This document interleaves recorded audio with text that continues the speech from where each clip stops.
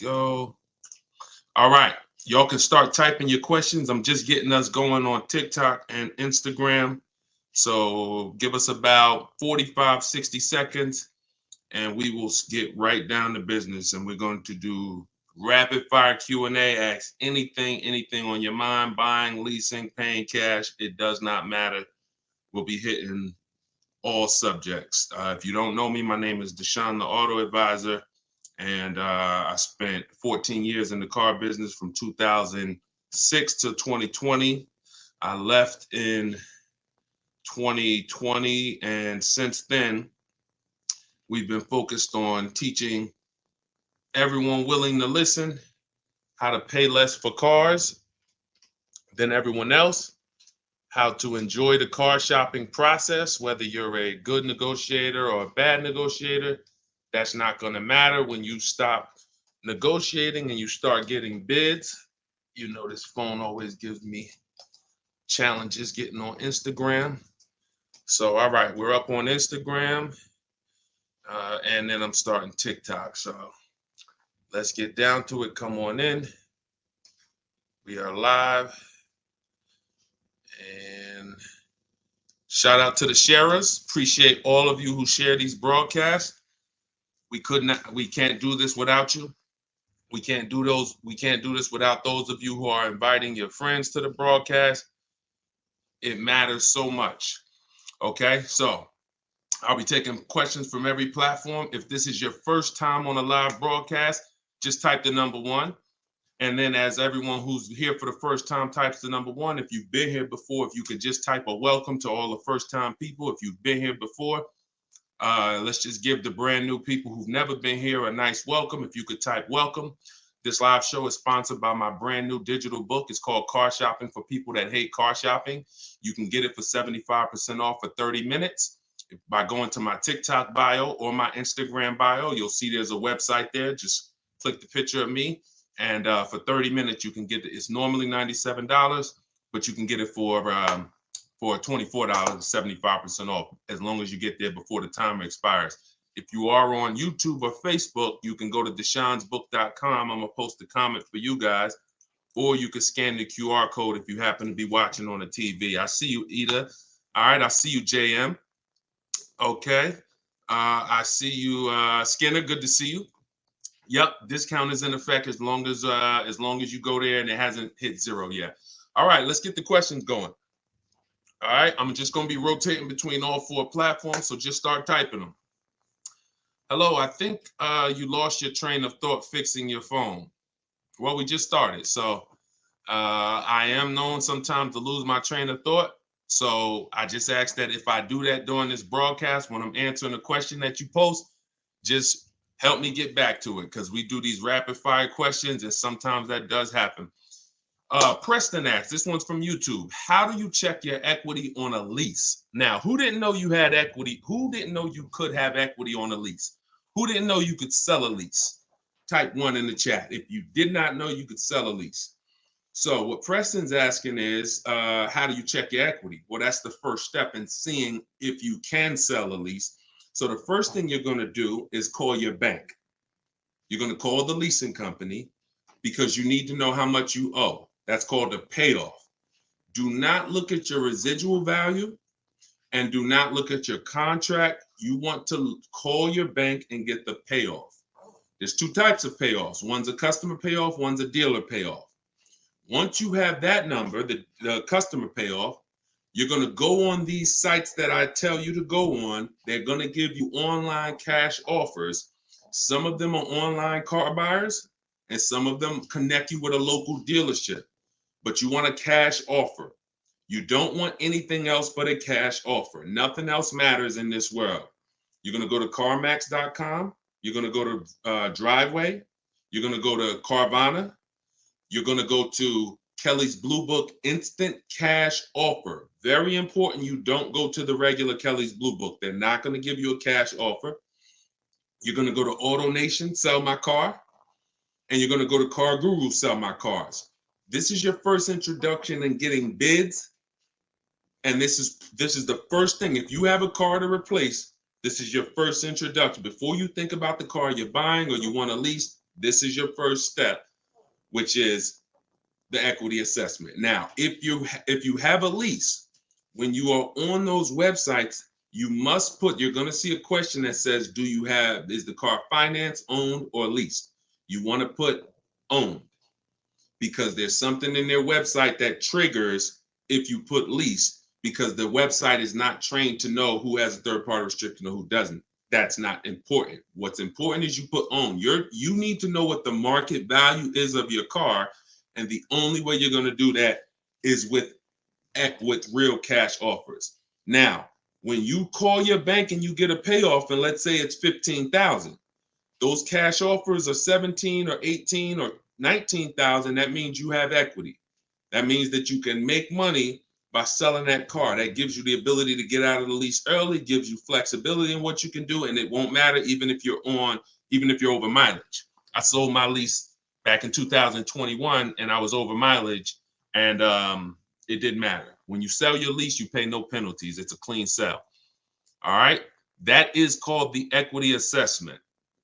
Okay. And that's the first steps of what you do. All right. Let's keep the questions coming. We're bringing them from all platforms. Let's go. I'm ready to spend $6,000 in cash for a car. How do I shop? If I was spending $6,000, I'd be on Facebook Marketplace. Make sure that you're checking the quality of the titles, narrow it down to and look for a private owner who is selling their car from their driveway or at their workplace. Do not buy from dealerships. I don't go into detail with that strategy, but that's something I just did. I picked up a car and hold on.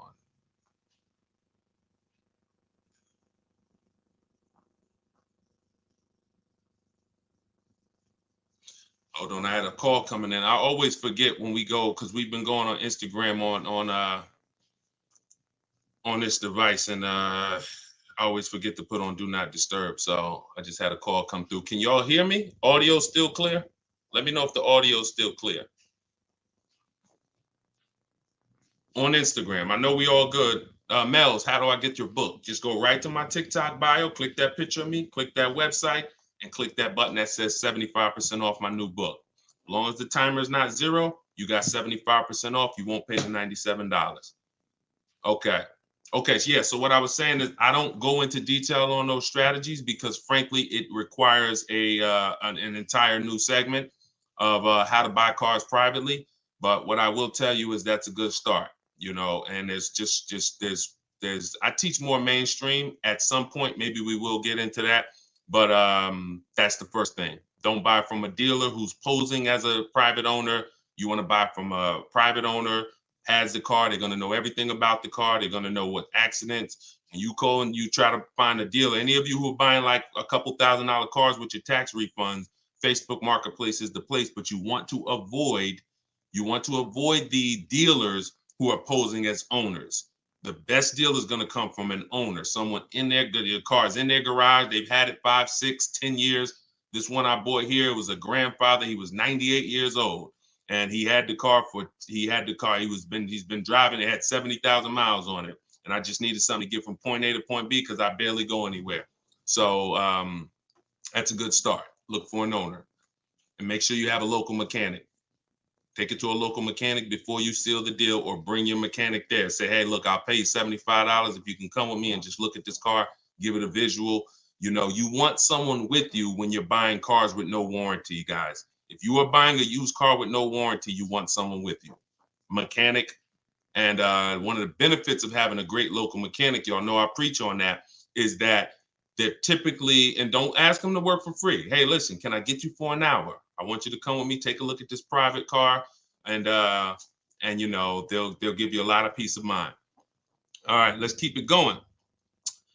Hey, Preston, yes, you're welcome. You're welcome. I posted the comment on YouTube. You said, how do I get the book from YouTube? I thought I posted the comment. Maybe I forgot to post it.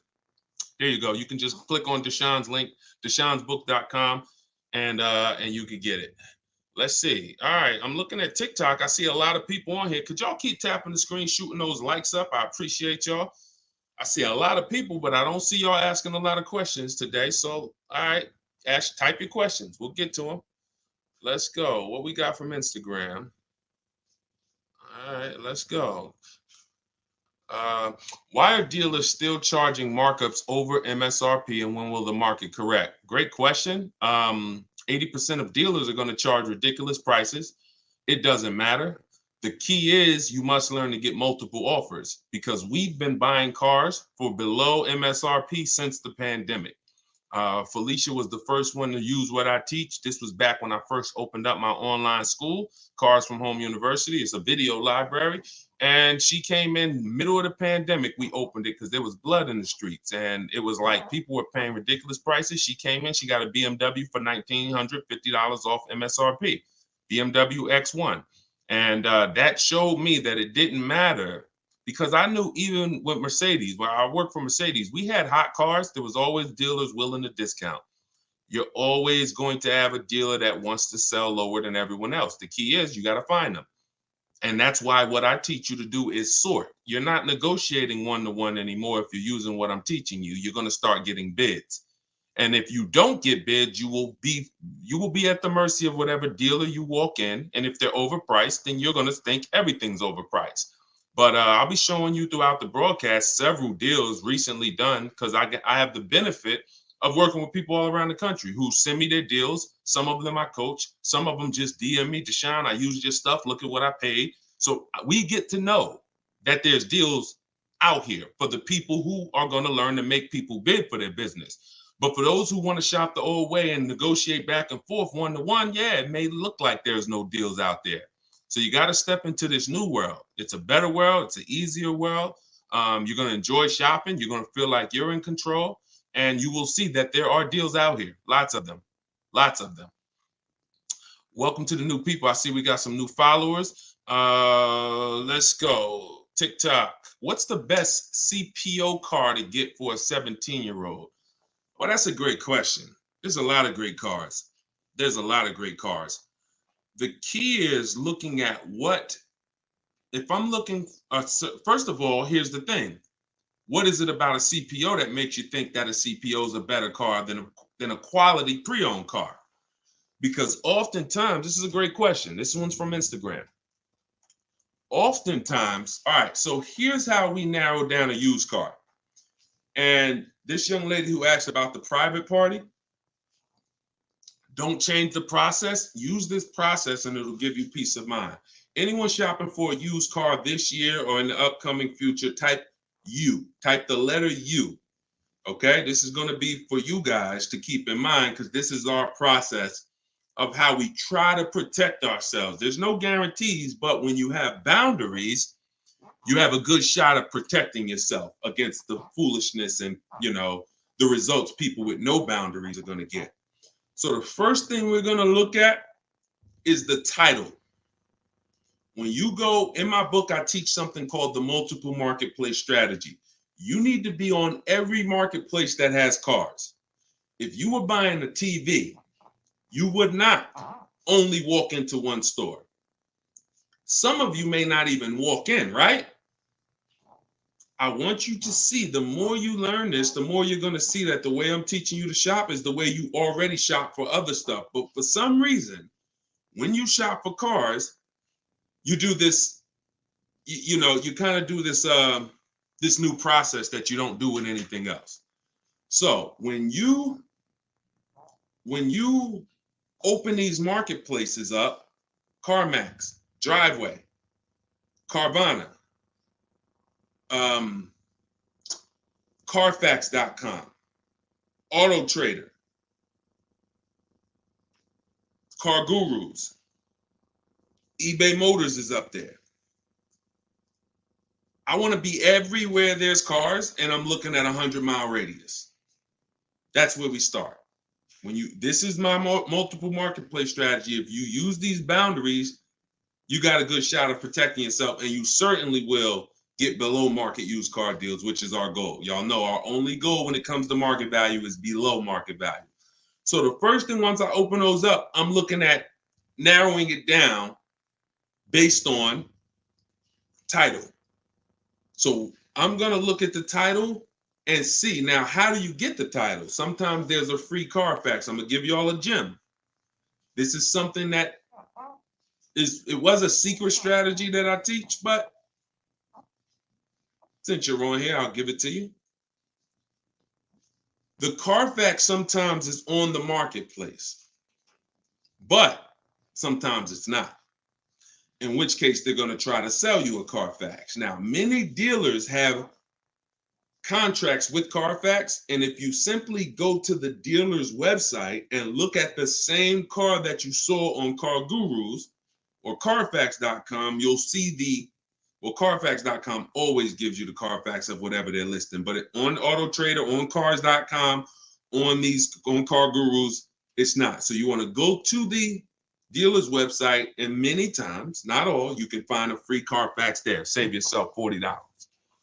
Because we need to see the Carfax, because that's going to tell us the quality of the title. And then the next thing we look for is the service records.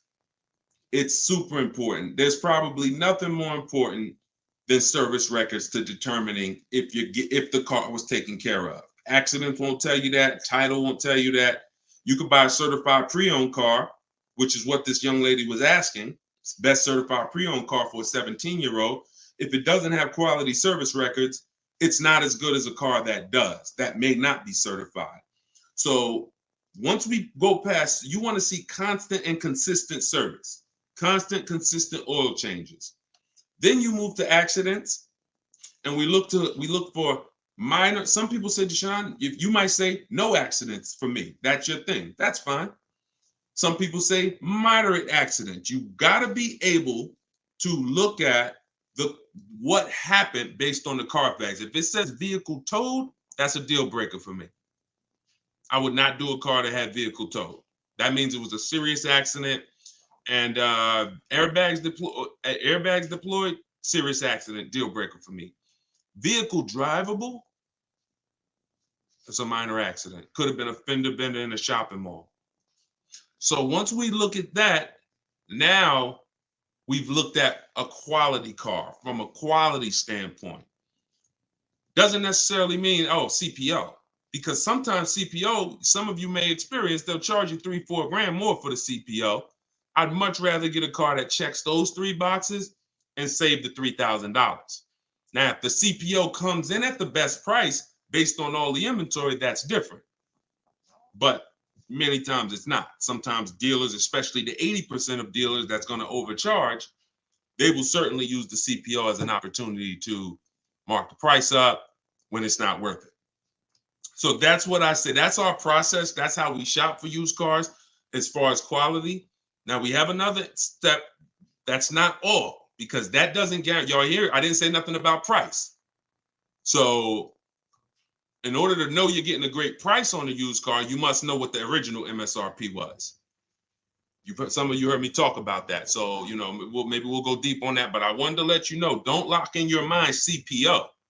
CPO is not going to guarantee that it's a quality car. What I just went over is, there's no guarantees, but that'll at least give you a good shot. All right. Welcome to all the new people. Everything that I'm talking about is in my new digital book, Car Shopping for People That Hate Car Shopping. Part of our launch it's 75% off. You can get it in my Instagram bio, on my TikTok bio. What I just broke down for you is part of my multiple marketplace strategy. And it's just looking at all your options. I find that we are not looking at enough options to really see the whole market. And that's why we're overpaying sometimes.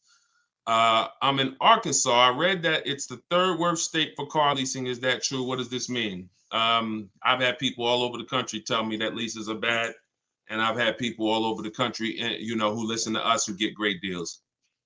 I pay no attention to what people say. I pay no attention to commercials. I pay no attention, because what you're going to see, give you an example, and don't keep the questions coming. This is Bonita. Bonita, when she leased her Telluride, this was the middle of the pandemic. That's why I keep the date. It was December 2022, not the middle, but it was certainly when there was lots of people overpaying for this truck, $5-10 grand. There are people now that are leasing this same vehicle that Bonita got, and they're paying $800-900 a month. So she paid $600 a month, and she drove off. $600 she gave them, no money down, just gave them $600, her first month's payment, and she drove off. Said, thanks for showing me the way. We never concern ourselves with other. If you listen to me and you try and test what I'm teaching you, what you're going to have to do is block out anybody else, because they're going to project their experiences on you. And unfortunately, they have no strategy. Many of them, unfortunately, are shopping the old way, negotiating with one dealer, and they're probably negotiating with an 80% dealer that's overpriced. And they have no idea how to get multiple offers and see the market and get the winning deal. So their experience is totally different. So your whole thing is to make sure that how you shop, you get the results, and then eventually you'll be able to tell them the same way I do. It's the way you shop that's leading to these overpriced offers you're getting. That's just it. Somebody came on the show the other day and said, there's no deals out here. For you, there isn't. With your strategy, there isn't. You keep doing the same thing. You expect a different result. We know that's the definition of insanity. But when you do things our way, different results. All right. Let me get back to, let's go to one on TikTok. I mean, on Facebook or Instagram. We're taking questions from all the platforms. So let me just go to the comments here. Peyton said, just joined in. I'm looking to buy a brand new Toyota Highlander. When buying new, is there any negotiation room? Of course. I've been to 2 local Toyota dealerships. That's not enough. Only 2 Grand Highlanders I've seen on the lot. Do you have to order them? But that takes away from having a good experience of checking them on site. Peyton, it doesn't matter when you walk in to a dealership. If you're walking into the 80%, the numbers show. And you will here see our rule of thumb when we buy new cars, we use something I created called the 25 to 5 strategy. We're connecting with 25 dealers online to get 5 offers. That's the goal. Now, here's the beauty. Here's what shopping out of 20. Now, some of you might say, Deshone, how do you do 25 deals? We do it all online. It's copy and paste. Your goal is to get 5 offers because you're going to see how different the offers are. Some dealers are going to charge you ridiculous money. That's the 80%. Let them do what they do. The 20% are going to beat them. The only way you're going to reach the 20% is by getting multiple offers. And the other benefit of the 25 to 5 and shopping out of 25 dealers inventory is if you went into 2 Toyota dealers, whatever y'all have is what I got. If y'all don't have it, I don't have it. But when we're connecting with 25 dealers online, how many of those 25 have a car we could want? Maybe 10, maybe 8, more than 2. So the leverage is in sitting in one place and actually talking to multiple dealers. And we do this in 20 minutes because you're using my scripts. I give you copy and paste scripts when you get to the 25 to 5. Now, this strategy, I told y'all, is different than the used car strategy. Used cars called multiple marketplace strategy. New cars and leases, we shop for them the same way. We're going to get bids 25 to 5. Now, if you do it your way, you can do phone calls and you can talk to, I always say, you can talk to sales managers. That's going to take longer, but you can do it. It's better than the old way of walking into one dealer and walking into another one and saying, okay, there's nothing. Because what's going to happen is you start projecting your experience, and when you find a car that someone has a car, you're going to talk so much, you're going to overpay based on things you say. Like this, man, you're the first person that you're the first person I saw that got a car. Ching, ching, money just went up. Oh, really, man? Yeah, these are hard to come by. Maybe they're not. Maybe 8 dealers have them within a 75-mile radius. They're not going to tell you that. Yeah, these are very tough. You don't see a lot of these. And, that's why there's a premium on them, setting you up based on what you said. Yeah, man, well, shoot. All right, man, I thought I was going to have to order one. Ching, ching, price just went up. So the language you use is costing you money, which is why when you use what I'm telling you to do, there is no talking. I don't want you talking because car dealers, one thing that they trained us on is listening. Everything you say, we're listening to it. So you don't know that. And so the best thing for me to do, who's not a good negotiator? Just type me if you are not a good negotiator. Y'all know the only way we win here is be honest. That's how we win, because I'm going to teach you how to win when you're not a good negotiator. Thanks, Ava. I appreciate you too. Yep. All right. Brown Sugar. All right. I see you. Peyton. Nah. Okay. Diane. I see you. Ava. Okay. Let's go. Vice. I see Jay and Rich. So you got all right. So there's many of you on here not a good negotiator. Here's how you save thousands of dollars. Stop negotiating one-on-one and start getting multiple offers and bids. You don't have to. If I walk into the grocery store, I'm not negotiating for the best price spaghetti sauce. They're all trying to sell me. If you wanted to buy a 100-inch TV right now, you're not negotiating for the best price on a TV, are you? No. You just know where to go to see all the people who want to sell you a TV. And that takes the pressure off you because these people are competing with each other to sell you a TV. That's what we're doing with our offers. You are going to now start to get multiple offers. Listen, Best Buy is overpriced 80% of the time. Sometimes they're not. When I want to buy a TV, Best Buy is not a place I'm going to bank on a deal, but every now and then Best Buy beats everybody else. So even the 80%, you never know. You got to be multiple offers and you're going to see how much money you save. So again, you could do it your way, Peyton. You could call 5 sales managers, get different prices, or you could use what's in my book. This is part of my 25 to 5 strategy where you're using my scripts online. And the reason why I can write scripts is because I use the same scripts they're writing to you guys. They're writing to us because I buy and lease cars too. Hey, Deshone, thanks for the inquiry. When can we have a conversation? Well, actually, I'm going to be doing my entire transaction online. Do you have something that I'm looking for? Copy and paste. I got all the scripts in there. So when you don't have to talk, I don't have to worry about you making a mistake.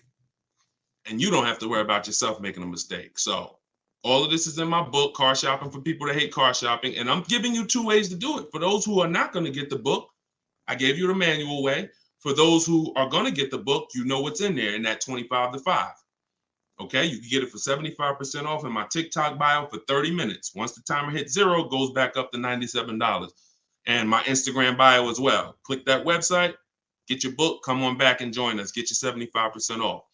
All right, let's keep it going. Keep the questions coming. I'm loving this. All right, this one is YouTube.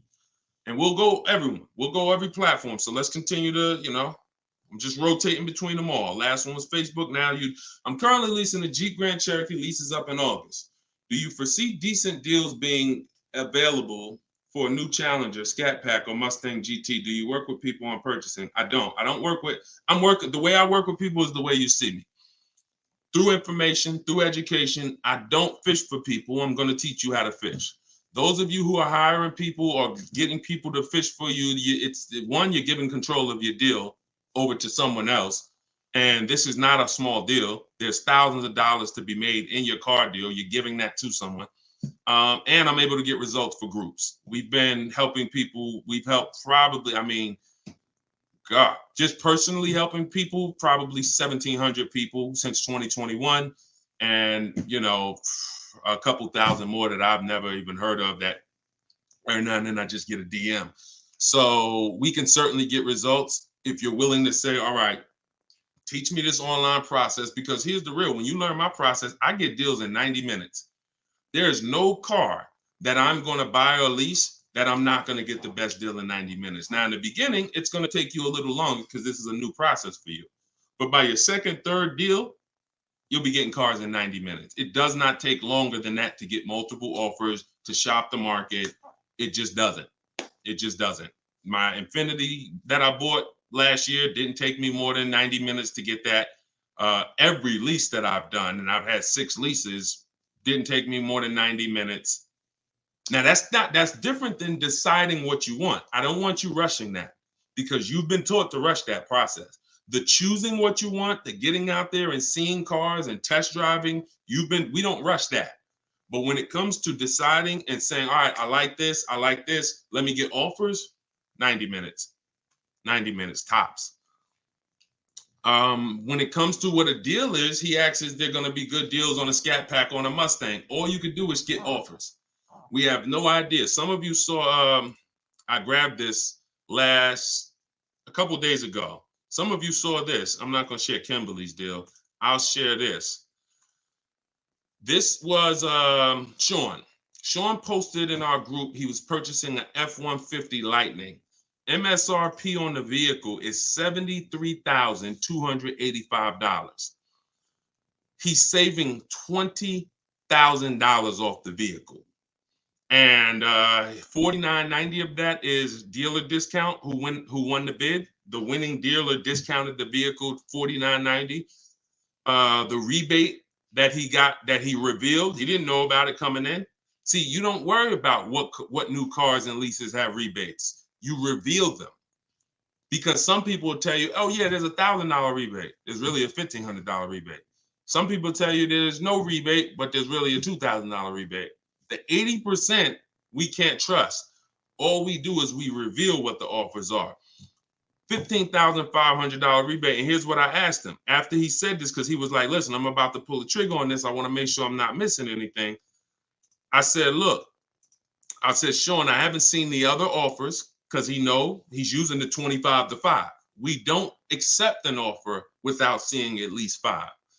And he said, but I'm assuming you got at least 5. You're saving over $20,000 on this with the discount and the rebate. But the only way to know it is to compare to the other offers. Is this the lowest? If so, slam dunk all day long. He said, guess I could have put a little bit more info on here. Yes, I got 15 quotes. I couldn't, and y'all might be, 15 quotes. He did this from home. Probably took him 90 minutes. Even this is his first time using this. He said, I couldn't find anything under MSRP. This is very important. So he got the first initial quotes, and he's getting the 80% dealers quoting them, can't get under MSRP. Look, he said, I expanded outside my area to find this deal. I'm going to another state to pick it up, which is something I never would have thought of before or would have never considered before this class. That one thing he decided, and knowing how to shop wide, saved him another $5,000 off the vehicle, in addition to the rebates that he got. So we don't know what it's going to be. Some people you're going to see, I'll show you, and they save $3,000. That's the best offer. Whatever the best bid is what the lowest price is in the market. If the vehicle's in more demand, some people are going to be paying $5-10 grand over sticker, $3 grand over sticker. Then we don't know what we're going to save. That is the point. Sean didn't know coming into this he was going to save $20,000. He just said, I'm picking this car, I'm going to shop the offers, and I'll see where the bottom of the market is. That's the goal. All right, let's keep it going. Let's keep it going. Let me remove this. This is what we do, y'all. This is what we do, and this is what I want you doing. This is not, you don't have to worry, oh, I hope this is going to work. This isn't an experiment. You don't have to say going into the grocery store, man, I hope I don't overpay for the spaghetti sauce. You're going to look at multiple spaghetti sauces and you're going to pick the best one. You get what I'm saying? It's just not, if I told you today, you got to go and buy a 100-inch TV in 2 days, that's all you got. No, is anyone in here worried about overpaying for a 100-inch TV? Even if you never bought one before. If I just say, hey, look, I'm going to give you the money, but here's the goal. You can't overpay for it. Is anyone in here worried about overpaying for a TV? No. Because I'm going to look at Amazon.com, Walmart.com. I'm going to look here, I'm going to look here, and I'm going to see enough prices where I'm going to snatch the best one. When you have multiple offers, that's how you get price assurance. And that's what you need to bring to your car buying. That's what I want you to bring. I want you driving off, guaranteeing that you paid the lowest price in the market, like Sean, like some of the other people who I'll show you. All right. No, I don't offer buying services, Don. It's what I teach is too easy. If you can't get this, and this is with all due respect, if I'm telling you that I make these deals and that these people that I'm showing you make these deals in minutes, and you're like, yo, could you do it for me? You don't deserve to win. And maybe you didn't see it. I'm not saying that's you, but I'm talking to anybody who is like, You want to give control of a 5-figure financial transaction to another person when you have a new way. Old way, I get it. Painful. Negotiating back and forth. I hate it. Please, can someone help me? Can someone come with me? I get it. But when you're being exposed to a new way and you're like, man, I really would prefer someone do it for me, you just don't deserve to win. It's just, this is your money. If you think somebody's going to care about your money as much as you care about it, you got another thing coming in this world. All right, let's go. What's your advice about negative equity? Great question. 3 things that you could be done. All right, y'all. Anyone who has negative equity. All right, listen up. There's only 3 things, 3 outcomes. 2 of them lead to a car, 1 of them doesn't. Negative equity, I call it the devil to your car deals. It is the bad credit for people with good credit because it's the only thing I've seen where people leave with no car and they had an 800 score. Negative equity can only be paid off. That's step 1. There's 3 things. I teach this in my book. Let's go into detail on this. First of all, those of you who don't know, negative equity means you owe more money than the car you're in is worth. So the highest offer, whatever the highest bid you can get on your car from those companies that I mentioned about 15 minutes ago, if that's still lower than your payoff, then that means you have negative equity.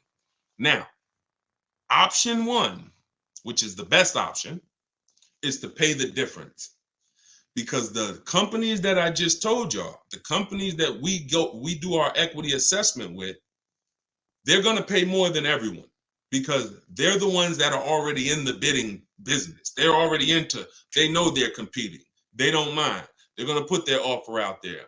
So they're not going to, this is why we don't trade cars. If you're new to the broadcast, again, all the new people, your first time on here, could you just type a 1?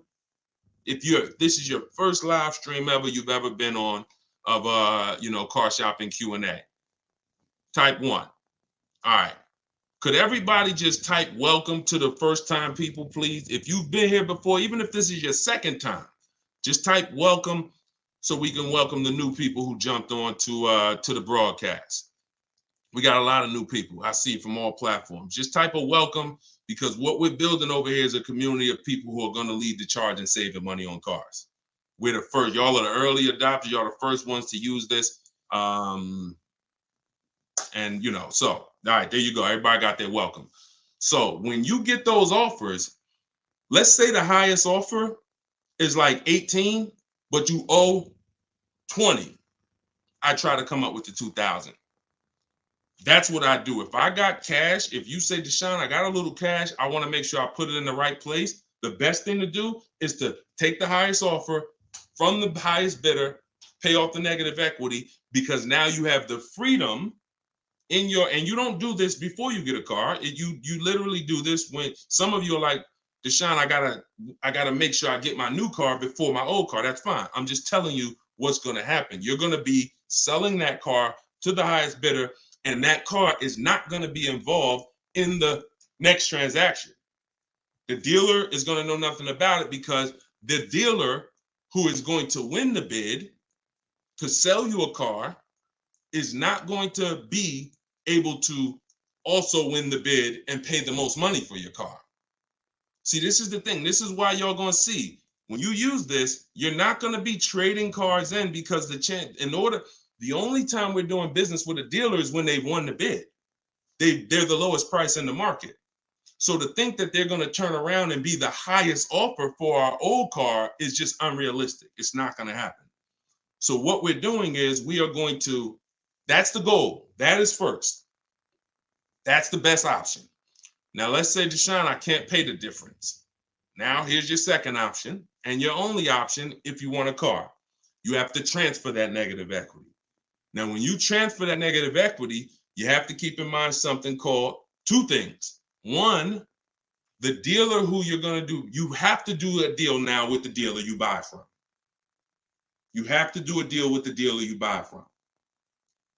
That's why, I'll go into option 3. You might want to hold off, pay down the negative equity to the point where you can pay the difference because, again, What this is oftentimes going to do is increase your negative equity. So if you had negative equity, and let's say it was a $2,000 gap over here with the online buyers, when you end up bringing it to your new deal, it's going to be larger than that, because again, the dealer can't pay that much, can't pay what CarMax would pay, can't pay what Driveway would pay. So your negative equity is going to be larger than that.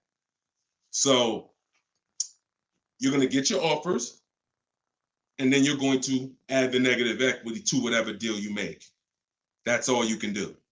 And you need to keep in mind that based on how much negative equity you have, you're not going to be able to add all of it. Give you an example. All right, let me break this down real quick, and we'll keep the questions coming. But this is what we do. We go into every subject to take care of everyone. And many of you will find you're in the same situation. This person probably asked the same question that you wanted to ask. That's the beautiful thing about this stream, is if you just stay on long enough, somebody's going to ask the same question. So when we get our bids for our new car, and then we get the best deal, that's when we go to that dealer and say, hey, what would you pay me for this? You don't need to tell them what you owe. You just need to let them see your car and say, hey, I got some offers online, but what would you pay? And you let them see what they pay. And now your highest offer from CarMax might have been 18. That dealer's highest offer might be like, listen, the car is worth 16 to me. And there's nothing you can do because they're being real. They can't pay the prices that the online car buyers pay. They can't win the bid from both sides. It's just not going to happen. That's why if you can pay the difference, that's the best. Transferring is the second. And then you have to think about loan to value, which means if I have if this is for you who want to do no money down deals. For those of you who got some cash, this doesn't bother you. You got a couple $1,000, $2,000, $3,000. This is not going to bother you. But for those of you who are trying to do complete no money down deals, transferring large amounts of negative equity, here's what it takes to do a no money down deal. This is exactly what it takes. You buy the car, let's say it's 30. With good credit, the bank is going to approve roughly 20% above whatever the car's value is, which means 20% above 30 is $6,000. So the bank will approve at max $36,000. Now, if you buy the vehicle for 30, you slap your taxes on there for a couple thousand. You slap your doc fee and documentation fee, motor vehicles on there. Maybe you're up around 34,000. No money down, no problem. You slap $5,000. Look, watch this. You slap $2,000 of negative equity on top of that. You go from 34 to 36. You're still under 36. Bank approves it, no problem. But when you try to bring 7,000 of negative equity over, now you're going from purchase price 30, taxes and fees take you up to 34, roughly 33 and change, and now you slap $7,000 on there, and you're looking at 40,000, and you're saying, bank, please lend me 40,000 on a $30,000 car. They're not going to do it. They're not going to do it. That's the times where the dealer comes to you and says, hey, we need you to put $4,000 down. And you're like, hey, why do I need to put $4,000 down? Because you're above the loan to value ratios. You have too much negative equity to be able to do a no money down deal. So if that's you, what you're going to find, I walk you through this in my book, you might have to wait it out. Pay down the negative equity. What you're going to find sometimes is it makes sense to get your car fixed if it's having problems, get a quality mechanic, or just keep the car for a year, year and a half, pay down the negative equity, and then transfer. And most of you should not be transferring to a finance. That's why you're in that issue. You should be transferring to a lease. We'll put an exclamation point on that, because I just talked about how you get out of it. The cause of it is you buy cars and you don't lease, and you're a short-term person. You're not outliving the depreciation, but you take these 5 and 6 year loans and you trade the car in 2 and 3 years. You always have negative equity. The solution for negative, it's only 2 causes. Sometimes it's an emergency. Maybe you had a car and it was a 2-seater car, and now your wife's having twins, and you're like, yo, Deshone, I need an SUV, man. I was going to keep this car, but hey, man, I got to switch. This car doesn't work anymore. That's an emergency. That's a legitimate reason for negative equity. I just want to switch cars. No, you should be leasing. And the reason you have negative equity is because you haven't understood leasing yet. And when you do, not only are you going to pay less, but you won't be in these situations anymore. All right, long answer, because negative equity is the devil to your car deals. I'm going to continue to say it. I want you looking at it like, man, if I got negative equity, it's almost like bad credit. That's how you should be looking at negative equity. Stay out of it, get out of it, stay out of it. Structure your deals in a way where you don't have negative equity. And don't listen to people who say, oh, you should just take a shorter loan. You take 5-6 year loan, pay off your car in 3-4 years. Has nothing to do with the depreciation. You're losing because of the depreciation. The depreciated value of your car, when you go to replace it, it's too low. That's why you're losing. It has nothing to do with how quick the car is paid off. They want you to throw more money at the car. Take a shorter loan. Instead of a $500 payment, pay $700 a month. You won't have negative equity though. Horrible advice. Learn leasing. That's what we teach. We talk about leasing. We've helped tons of people understand leasing and transition to their first lease all day long. Everything I'm talking about, and we got more questions, we'll keep them coming. Everybody getting value out of this, type dollar signs. If you're getting value out of the live, you like the show, you're getting value, type dollar signs. This is sponsored by my new book. It's called Car Shopping for People That Hate Car Shopping. 7 Steps to Saving Time, Money, and Avoiding Dealerships. It's a digital book. It has all my scripts, all my steps. It's in a step-by-step format. Buying's in there, leasing's in there, everything in a step-by-step way, the 25 to 5. And you can get it for 75% off as part of our launch in my TikTok bio for 30 minutes. Once that timer hits zero, it goes back up to $97. In my Instagram bio, click that website. If you get there before zero, you got the 75% off. And I'm going to post it. I'm going to post the link for you guys on Facebook and YouTube. There you go. Just click Deshone's book and get your 75% off. I see a lot of dollar signs. Glad you guys are all getting value out of it. You helped me a lot while purchasing my new car. That's what we're here for, Double Trouble. That is what we're here for. The name of the book is Car Shopping for People That Hate Car Shopping. What's a good refinance company? Just go online. Here's some rules to keep in mind, y'all. Some of you got high interest rates and you're getting ready to refinance, or you're looking at refinancing. Here's some rules to keep in mind. First of all, go online, type in refinance auto loan online. You want to look at a couple offers. You can let multiple people access your credit with a hard pull within this shouldn't take you any more than 2 days. You want to let these people access your credit. It's called rate shopping. Experian has an article on it. If you want to type in rate shopping Experian, you'll see they wrote a long blog post. They give you between 14 and 45 days until the window closes. You're going to do this in about 2 days. Refinancing, let all of these companies access your credit so that you can get the best rate. You must get bids. We have something we call the bank bidding war. We don't just choose our bank. We don't just choose our credit union. We make multiple people bid, including the dealers' banks. And the rule is, don't stretch out the loan long as possible. You want to take the highest payment you could afford at the shortest loan. Because oftentimes when you're ready to refinance, you paid for a year, you've paid for 2 years. You don't want to go in and let them say, everyone who wants to loan you money wants you to take it for a long time. Hey, do 7 years. You could always pay it off earlier because they make more money. The longer, if you don't pay it off early, I make more money. So, and many people don't. Some people will, but many people don't. So what you want to do is you want to look at not stretching out the loan, lower the interest rate on the refinance, and take the shortest loan that you could afford. If you've been paying $500 at 14%, when you refinance, don't let them, hey, you could drop your payment to $300 if you go to another 6 years. Don't fall for it. You want to say, listen, I've been paying $500. Give me the lower interest rate. I'll pay this thing off in another 3 years at the $500. Shortest loan you could afford. Don't let them stretch out the loan again. All right. Yep. Pay more, save more interest in that case. That do not let you. Don't fall for it. That's the refinance scam. All right. Let's go Facebook. We're back on Facebook. Coming to the end of my lease, residuals $23,647, being offered $22,900 for value of my car. Who offered you that? Should I buy the car at the end? No, No, the only time we buy our leases is when we are keeping the car 8 years. That's the only time. There's no exception to that rule. That's why it's called the 8-year rule. It's called the 8-year rule. It's the depreciation rule.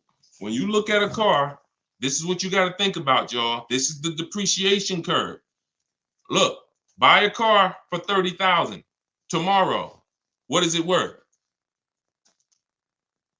See, we take payments out of this. It's easy to understand. You buy a car for $30,000 today. What is it worth tomorrow? You drove it 10 miles. You just drove it home. What is it worth tomorrow? Look, Cuban ruler, 20. Maybe a little more than that. If you came back, I've seen cases though where people bought a car, brought it back in 3 days. I thought it was going to drive, rushed their shopping process. Oh, I don't like the way it drives. What could you give me to switch out of this thing?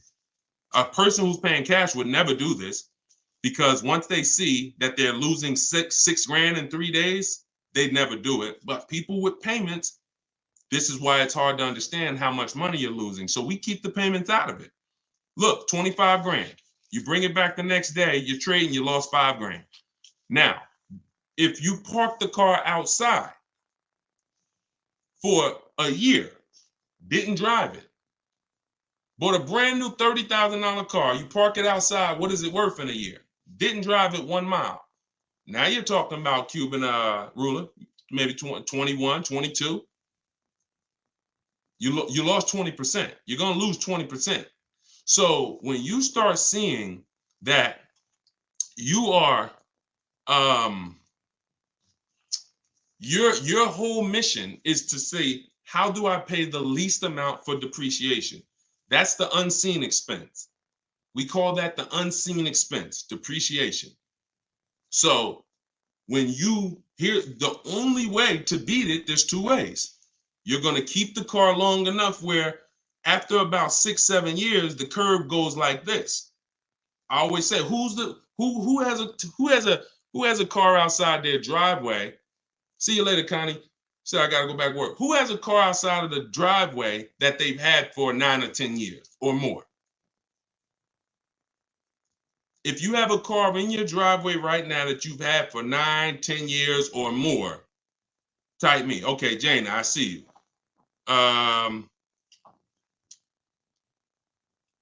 Okay, hold on. I got to scroll through all these comments. Okay, Shell, I see you. Okay. Yep, 19 years and still going. Look, all right, look. So now here's how you beat the depreciation curve. You can take the strategy that they've employed. This is one way, and I'm going to tell you about the other way. This is why we don't buy leases, because you've already had the car for 3 years. Now you're in the depreciation curve, buying it all over again as a used car, and you're back in the depreciation curve. So when you look at a 9 or 10-year-old car a year from now, it's going to be worth about the same thing it's worth now. About. If it's worth 10 a year from now, it's going to be worth probably 95. That means you've won. That's the reward. That's the reward for purchasing, to get there. If you're not going to that level, then you should not be purchasing. And the other way to not get killed with the value drop from depreciation is aggressive leases. Great lease deals. Great lease deals. That's the only 2 ways. If you're not doing either one of those things and you're replacing your cars in 3, 4, 5, 6 years, you're losing a ton of money. Depreciation's killing you. And you got to step and pick your way. That's why the most important question, if you open my book, and if you ever hear me mention it, I call it the most important question, is the first question you ask yourself when you, as soon as you think of, hey, you know what? I think I want a new car. I think I want another car. How many years am I going to keep it? Most important question. As soon as you say, man, I got to buy a car, your college student needs a car, does not matter. How many years are they going to keep it? Because if it's 8 or longer, then they can win. If it's not 8, then you should be shopping for a great lease deal. Let me show you what a great lease deal looks like, an example. We get tons of them. Don't pay attention to advertisements. Those are not great lease deals. Those are not even deals. I don't even call those deals. You take somebody like Danielle. Danielle's driving a $44,000 Audi 2024, $550 a month. Now, some of you know, the new people you might not know unless you've seen a video that I made, how many, every $5,000 on the purchase price of a car is about how much per month? Every $5,000 is about how much per month?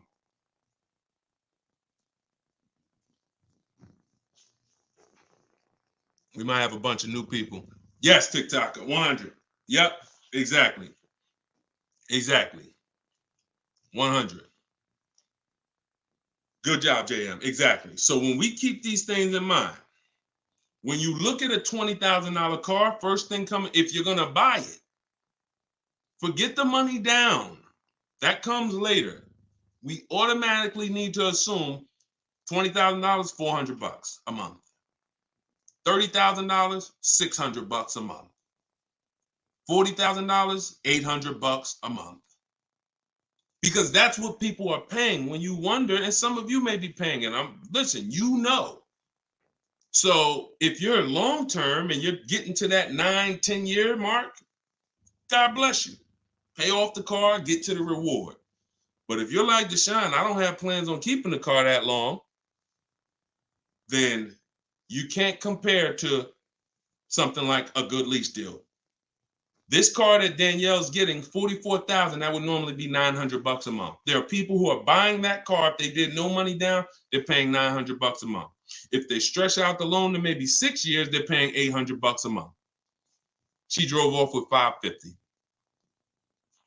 all day long. Here's another one. Greg, 1% lease.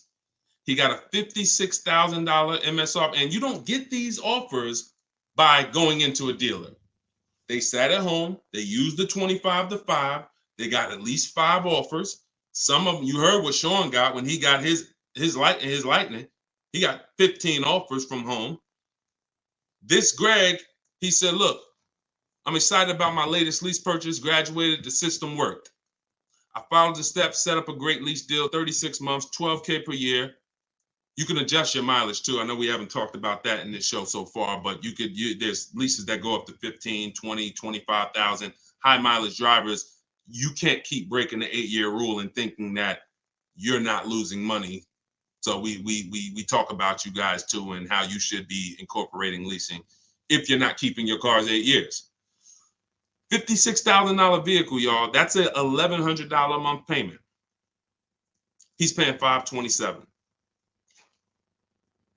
Imagine this guy is pulling up to people who have the same exact truck at a traffic light looking, hey, well, man, yo, we got the same truck. Yeah, man, how you like it? Man, I love it. Nice truck. Yeah, man, but shoot, it's expensive, man. This thing ain't cheap. Now, he expecting Greg to say, yeah, man, but we in this together, man. No, Greg like, oh, how much you paying for yours? Man, I paid, my note is just under $1,000. Really? Yeah, I didn't do no money down though. Okay. What you paying for yours? I paid $527. Dang, you must have put down like 25 grand. No, I didn't. I just gave him the first month payment and drove off. Yeah, I lease it. Oh, you lease it. Oh, okay. I heard about that, but I ain't into leasing, man. I like to own my stuff. I like to own it. All right, man. You go ahead. Keep owning that. Own that $1,000 payment. We driving the same vehicle, man. God bless you, bro. You lost. Now, again, if he's going to pay off that, if he's going to keep that thing for 8, 9, 10 years, then he's going to win later. He's not winning now. Greg's winning right now. Greg going to be winning for the next 3, 4, 5, 6 years, 7 years over him because he's going to have an old car. But one day he pays it off. He outlives the depreciation, 9, 10 years. You see him 10 years later. Hey, man, remember we ran into each other? Yeah, we had the same vehicle, right? Yeah, man. Yo, I see you got the 2031 now. Yeah, man, I still lease mine. I like to turn mine every 3 years. I'm still paying my same $527, $550. But I see you got you got that truck, man. Yeah, I paid it off. I ain't had a payment on it the last 3 years, man. I'm gonna keep this thing till the wheels fall off. They both won. No one lost there. But if he don't keep it 8-10 years, he lost big time, thousands lost.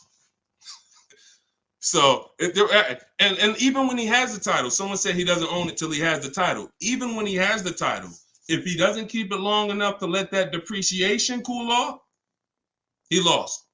If he trades that thing, he pays all that money, $1,000 a month, and trades it while the car's still dropping 4, 5, 6 years, and goes and does it all over again, starts a brand new one, losing more money than we could ever even imagine. And that's some of you.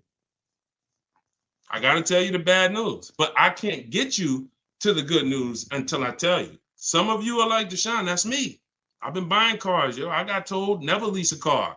Those people have cost you money. Whoever you listen to, they have cost you money. That's why we work adamantly to provide the information for people to understand that people with loud voices have been telling y'all for years, wrong information, very loud voices, and they won't admit it. They won't admit it, man. I wish, man, you got to be humble enough to say I led millions of people wrong. Dave Ramsey has done tons of damage. It's balanced out because he's helped a lot of people invest in the stock market. He's helped a lot of people become debt-free. So I think it balances out from a moral standpoint, but it does not change the fact that he has led millions of people wrong when it comes to leasing. Millions. And one day, if he's able to say, you know what, man, I found out, I was wrong about this. I listen, anyone can repent, but you got to be a super humble person to say that because the damage is done. Now, the only way he can do it is to really go on a mission to educate the right way. Like, you got to right your wrongs now. You can't just leave all this blood in the streets and say, I was wrong. Let's move on. Let's just move on. Can we just move on? I know I cost y'all a lot of money and y'all trusted me to give y'all the best information, but sorry, y'all, I didn't know. You can't do that. You got to right your wrongs now. Same energy you use to destroy leasing, you now have to do more than that to educate the people that you financially set back. So, but that's what we're here for, because we don't count on the fact anyone's going to do that. So, if you're not keeping your next car 8 years, you should be shopping for a lease. Business people, Turo, Uber, different. We're not talking about you because you can't predict your mileage. If you're doing 30, 40, 50,000 and you're trying to do as much as possible, that's a different story. But I'm talking to people who you buy your cars, you're a regular person. Deshone, I ain't doing no Uber.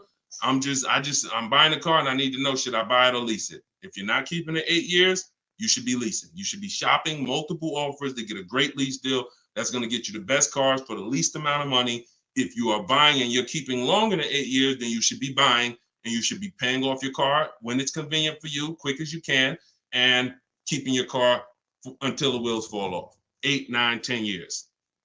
Anyone else, you're losing money. What's the 30,000 mile person a year? What's the 30,000 mile person a year? Okay, wait, hold on. Let me take a sip of water. We still getting questions from more. We got a couple more. We got a couple more minutes and then we'll wrap. And we'll be back. Like, we'll keep these live streams going. I want you always to be able to hop on one. I want you to always be able to tell somebody, if you hear them shopping for a car, hey, go join Deshone's live stream. He does this car shopping Q&A. Go hop on it. Hold on. Somebody said, what's the 30,000 mile a year person to do? Not Uber, not Turo, okay? Just a high mileage driver. When I was a manager at Hyundai for a couple months, and first time seeing, couple months, 6 weeks, the owner ended up getting indicted. So God showed me very early, this is not the place for you, son. But I had a great 6 weeks. It was a lot of fun. But this was a highway dealer. Like, if you Googled highway dealer, like, there's a picture of this dealer would have came up. So, but this guy comes in, I'm helping him return his lease, and I see he has like 70,000 miles on the car. And I'm like, you leased this? He said, yeah, I always do a high mileage lease, man. I'm in sales. I'm on the road all the time. I said, wow, okay. Now, that's how much we're uneducated as car salespeople. Even the people who, the 20%, we're not taught this. Thank God I had to seek this information. I had to ask questions. But I said, you leased this, huh? He said, yeah, all I do, man, I do my driving. Every 3 years, I come back, get a brand new one. I don't have to worry about nothing. I don't worry about no negative equity, nothing. I said, okay, that's amazing. Then I saw what he was paying because I had to do his paperwork to ground the lease. I said, wow, that's a good car payment. That's only a couple dollars more than a regular lease would be. This is $175, $200 more per month because I had dealt with high mileage drivers coming in and trading their cars. If you're a high mileage driver, you know if you've been doing loans, you're losing so much value. Every time you come in, you have 10 grand, 15 grand negative equity. You got to deal with that every transaction. So I guess he had dealt with that. And he, maybe somebody educated him, or maybe it was his idea. I'm going to just pay a couple more dollars. I'm going to get a great lease deal. And then I'm going to adjust that mileage to what I need. And that was great. So what we find is for 175, 200, whatever it is, $150 more, $100 more, you can add that high mileage to your lease. And like, imagine Greg, who I just posted with the 527, he's doing 12,000 miles a year. Imagine if he adjusted it to a 20,000 mile a year lease because he's a high mileage driver. Maybe his payment goes from 527 to 627, 650. Doesn't matter. Does not matter. He's paying a couple dollars more because he's using more. See, if there's anything that we've made clear, and I'll hammer it home by making the statement, you pay for your usage. We went over depreciation. We spent a lot of time talking about depreciation this show. You pay for your usage. So once you get that clear, that whether I buy the car, I pay for what I pay for it, even if I don't use it. So when I'm driving, I'm paying for it, whether I own it, whether I lease. It's just which one allows me to pay less. And when you get a great lease deal, it allows you to pay less for your usage. So that's one option.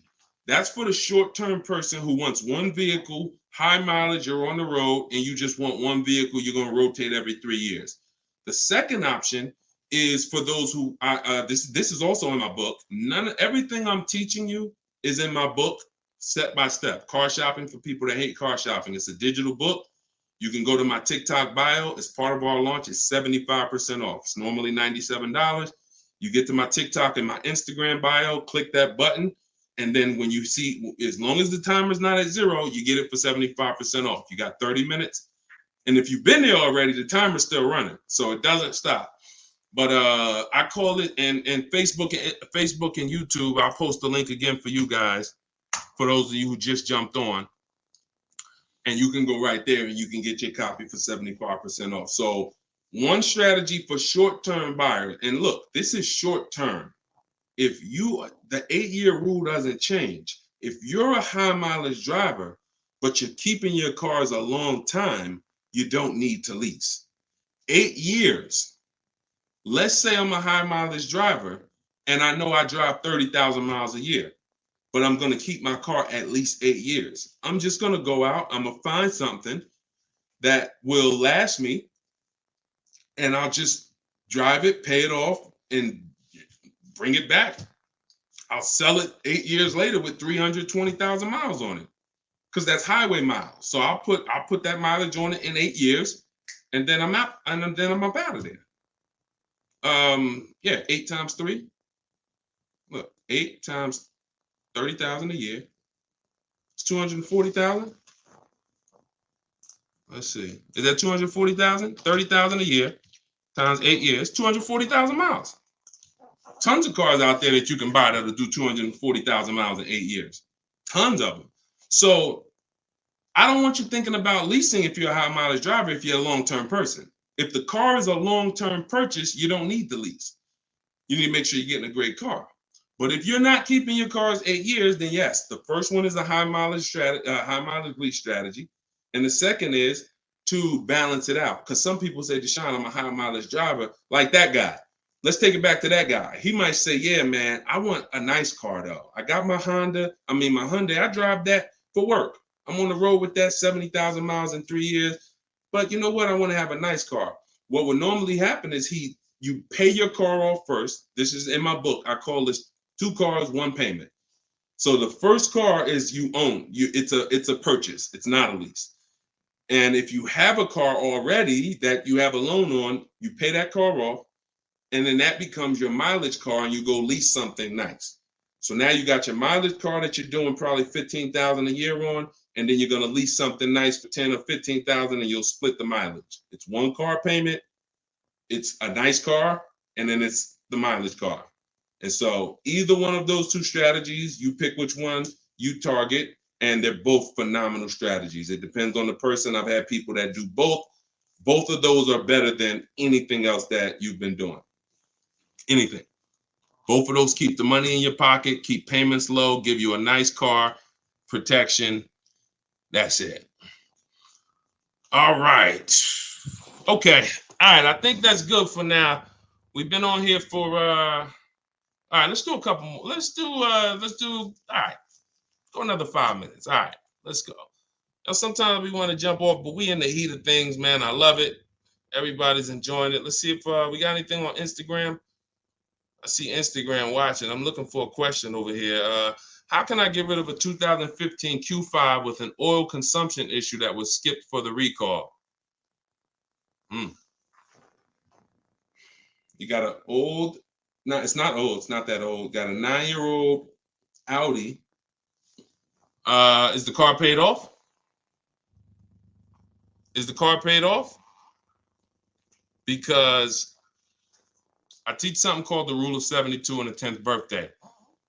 Rule of 72 means we don't take a loan longer than 6 years, 72 months, and then we have to have the car paid off by the 10th birthday. So when things like this happen, which, we can't predict them, these cars are machines, we figure, the nightmare stories, I see you said it's paid off, that's great. We don't want issues on a car we still have a loan on. That's the whole goal. So you want to get the car paid off. So what I would do is you fix the car. I would really try to find a European mechanic that I could trust, ask around. When I worked for Mercedes, I used to send people to he was not a retired, he used to work for Mercedes. He started his own shop, and his work was probably 35-40% of what the dealerships would charge. Because when the car has problems, y'all, it's almost worthless. It's hard to sell. You got to go through issues. I mean, a 9-year-old Audi is not an old vehicle.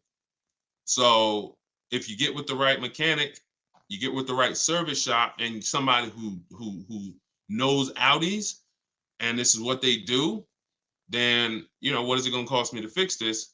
Then you could sell it. Because those fixes, I don't like putting money into a car that I'm not going to get back. So when you think, some people say, Deshone, well, my car has scratches, you think I should get them touched up? Well, the same money it costs you to get them touched up is probably the same money you're going to increase the value. If it costs you $900 to get them touched up, maybe the car is worth $900 more. I mean, it was for nothing. You want to do stuff where if I put $2,000 in the car, it's worth $6,000. It's worth $4,000 more. It's worth that $2,000 I put in increases the value of the car $4,000 or $6,000. In which case, there are many issues that engines, transmissions, head gaskets. These are things that make your car's value almost nothing. So if you can get those things done cheaply with a local mechanic or a local reputable shop, and you get a rebuilt part, a part from a salvage yard, and you get the car running, then you could sell out of it, because what you're doing is you're selling low. You're selling at its lowest value, which who wants to do that? So if you can't do that, then your only option is to sell as is. The car is paid off, so thank God you were financially wise in that you don't have a car payment on it. So you could sell it, but it's worth a lot less with the issue. So it's a matter of, do you want to put the money into it? Hold on, we just got a battery low over here. So do you want to put the money into the car, increase the value, and then sell out of it? Or do you want to just sell it with a low value? That's the choice you got to make. It's going to depend on your resources.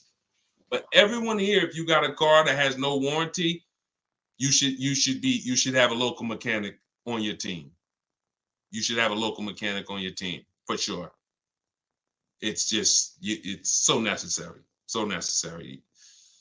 Okay, listen, we'll be back. We're going to do a lot more of these. Whenever you see me live, If you are on my email list, which means you have my cheat sheets, if you have my book, you're on the email list, you'll get notifications of when I'm live. Everyone who just jumped on, everything that I've taught in the show, everything you're going to hear. When you watch my social media videos, that's all in my book. It's just in a step-by-step way. We don't hold the information back. I'm not going to hold it back. It's just, do you want it all in one spot? You could go through all the social media videos there for all different people. High mileage drivers, leases, buying, cash buyers, used cars. So you can cycle through all of those and put it together. You can jump on the live and we'll do this Q&A and I'll lay out strategy. Use it. But if you're like Deshone, I want everything in one spot where I could just follow it step by step. That is my new book, Car Shopping for People That Hate Car Shopping. It's a digital book. It'll be in your inbox in less than 10 minutes. And it's called 7 Steps to Saving Time, Money, and Avoiding Dealerships. And it's 75% off as part of our launch for 30 minutes. So if you haven't visited yet, you can get yours. If you did visit, the timer started. Once it gets to 0, price goes back up to $97, which is still a great price. We've had people pay $97, not bat an eye, because my goal for the book is for it to be one of the most valuable books you've ever bought. I got a bunch of books up here. I really don't have a lot of them that have made me money. I have a lot on different subjects, but I want you, when you look at my book, I want you to be like, this book right here has made me money and will make me and my family money for years. So go get your 75% off in my TikTok bio, grab your copy. In my Instagram bio, grab your copy. Or if you're on Facebook, you can just go to deshonesbook.com. I'll put the banner back up. Or you can scan the QR code and get your 75% off. So we will be back. Anyone you know, you co-worker, hey, I'm shopping for a car soon. Invite them to the live broadcast. Invite them to my channel so that we can make sure that you guys are saving all the money you should be saving and you know where the hidden money is in your car deals. All right? And shopping the new way. Stop negotiating and start making people bid. All right? I'll see y'all in the next show. God bless y'all.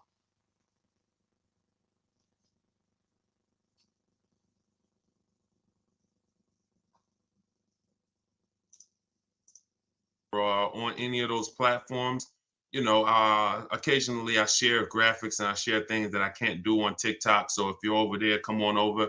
But let me know who's car shopping right now. If you are shopping for a car right now, or you will be in the next 12 months, welcome to Car Shopping Secrets. We're going to be going deep. My name is Deshone the Auto Advisor. I was in the car business from 2006 to 2020. Left after COVID. And I have been spending all my time since then making sure that people like you know how to save all the money on cars that you need to. So we'll give people on YouTube a chance to come in. Hunt, I see you. What's a good car to get an SUV? It's too many. I always tell people, don't ask people about their opinions on cars.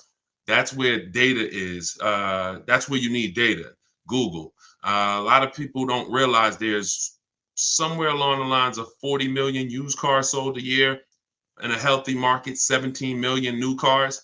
I think sometimes if you're not in the industry, if you're obviously, you guys are just, you know, you're car buyers, so you don't really know the magnitude of the industry. There's, 50 to 60 million cars, really 60 million plus cars sold a year. So you could,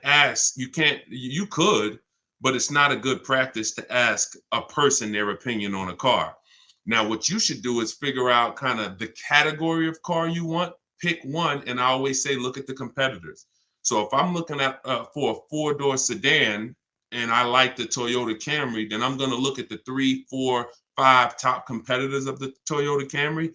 And that's usually enough to help you go deep on, deep from there. So hold on, let me just make sure we all good. Can everybody hear? Audio's clear? Is everybody, give me ones in the chat if audio is clear. I just want to make sure. Hey, Ty said, I just purchased your book this morning. I was just reading. Thank you so much. Appreciate you. Enjoy it. Use it. And please make sure you reach out to me with your success story. DM me. I can't wait to hear how much you save, how much you pay, what deals you get. Everybody, my new book, Car Shopping for People That Hate Car Shopping, is For the launch of it, we're doing 75% off. It's normally a $97 digital book, but you can go to my TikTok bio, you can go to my Instagram bio, or you can go to deshonsbook.com and you can get your copy for the next 30 minutes for 75% off. That is our gift. That's my launch. That is like, let's get this information in the world. Thank you, Jonathan. Thank you. Confirming audio is clear. So everybody just start typing your questions and we'll go at least an hour. I want to do just some serious questions. I thought I had my document open and I didn't. So while y'all are posting your questions, give me 15 seconds to do this, but start just posting them. Here we go. All right. And if you love great information, then tag a friend, because they're going to be mad at you if they find out you were following me and you were using what I'm teaching you and you were saving all this money and they went out here to buy a car and you didn't tell them about me. They will certainly be mad at you. All right, hold on. I just had to post a comment. I want to make sure everybody know on Facebook and on YouTube. I want to put the link for you guys to get your book now at the 75% off. So here we go. There it is. All right, let's get to it. Is it good to get the warranty? It depends on the car, Lucas. You cannot look. Expensive repair. Here's the rule of thumb for warranties, y'all. You only need a warranty when the car has expensive repairs or a history of breaking. Again, that goes back to the data. These are little 3-minute things we do on Google. Literally, Google the car you are looking at. 2020, always put in the year.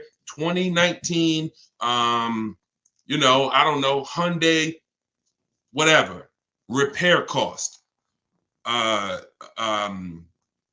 When you see that, I have something I do before we ever look at a car. You want to type in that same term, longevity. Longevity will tell you the long term of if that car has problems. The data, you want to skim that first page on Google. If you see a bunch of articles that say problems, electric problems, reliability rating, that's enough for you to know. Now, a problem car is different from a car that has high maintenance costs or high cost of repair. Usually import cars, anything that's coming from overseas in terms of Europe, you usually have higher costs for parts. That means when something breaks, it's more expensive to fix. The higher the cost of repair, the more likely a warranty will pay for itself, because that's what you want, right? Shout out to the sharers. Thank you. I see a bunch of people who hit that share button. I appreciate you all. What you want when you get a warranty is for it to pay for itself. Not saying you want to use it, but you don't want to spend $3,000 or $2,000 or $4,000 on a warranty and then you don't use it. Yeah, it's like an insurance policy. That's really what it is. It's an insurance against, repairs. But at the same time, you don't want to spend $4,000 and you end up not using it. You could have basically kept that money and then just protected yourself, if something goes wrong. But if your car has a high repair cost and expensive parts, then yeah, warranty is worth it. I used to tell people when I was with Mercedes-Benz, some of you know I worked for Mercedes-Benz for 5 years, General Motors for 5 years. I would tell anyone who was purchasing a Mercedes-Benz and they were going to keep it a long time, buy as much warranty as you could afford. Let's go. All right, we're going to be going to questions all over. I got Instagram over here. So as everybody comes, I'm looking at all my screens to make sure I'm getting questions from every platform. Can you discuss the junk fees the dealers try to add? So the only way you can avoid the junk fees is you need to be doing your shopping from home. You can't deal with junk fees when you get to the dealership. It's too late. You've wasted your time. You need to be at home, which is what I teach. If y'all don't know, my strategy, my system I invented for car shopping is called Cars from Home. That's what it's called. 99 to 100% of your purchase with a new car or a lease can be done from home. About 90% with a used car can be done from home. You can't do 100% from home. Who knows why? Who knows why you can't do 100% of your transaction? A new car, fresh from the factory, lease or purchase, brand new, you can do that from home. But who knows why you can't do a 100% from home deal on a used car? Anybody who chimes in with the right answer, you got a free copy of my book. because this requires a little critical thinking. But if you think about it, it'll come to you. It'll come to you. Let's go. I'm looking at all. I'm gonna count down from 10. If we don't get an answer, then I'm gonna tell. 10, 9, it could be a limit. That's close.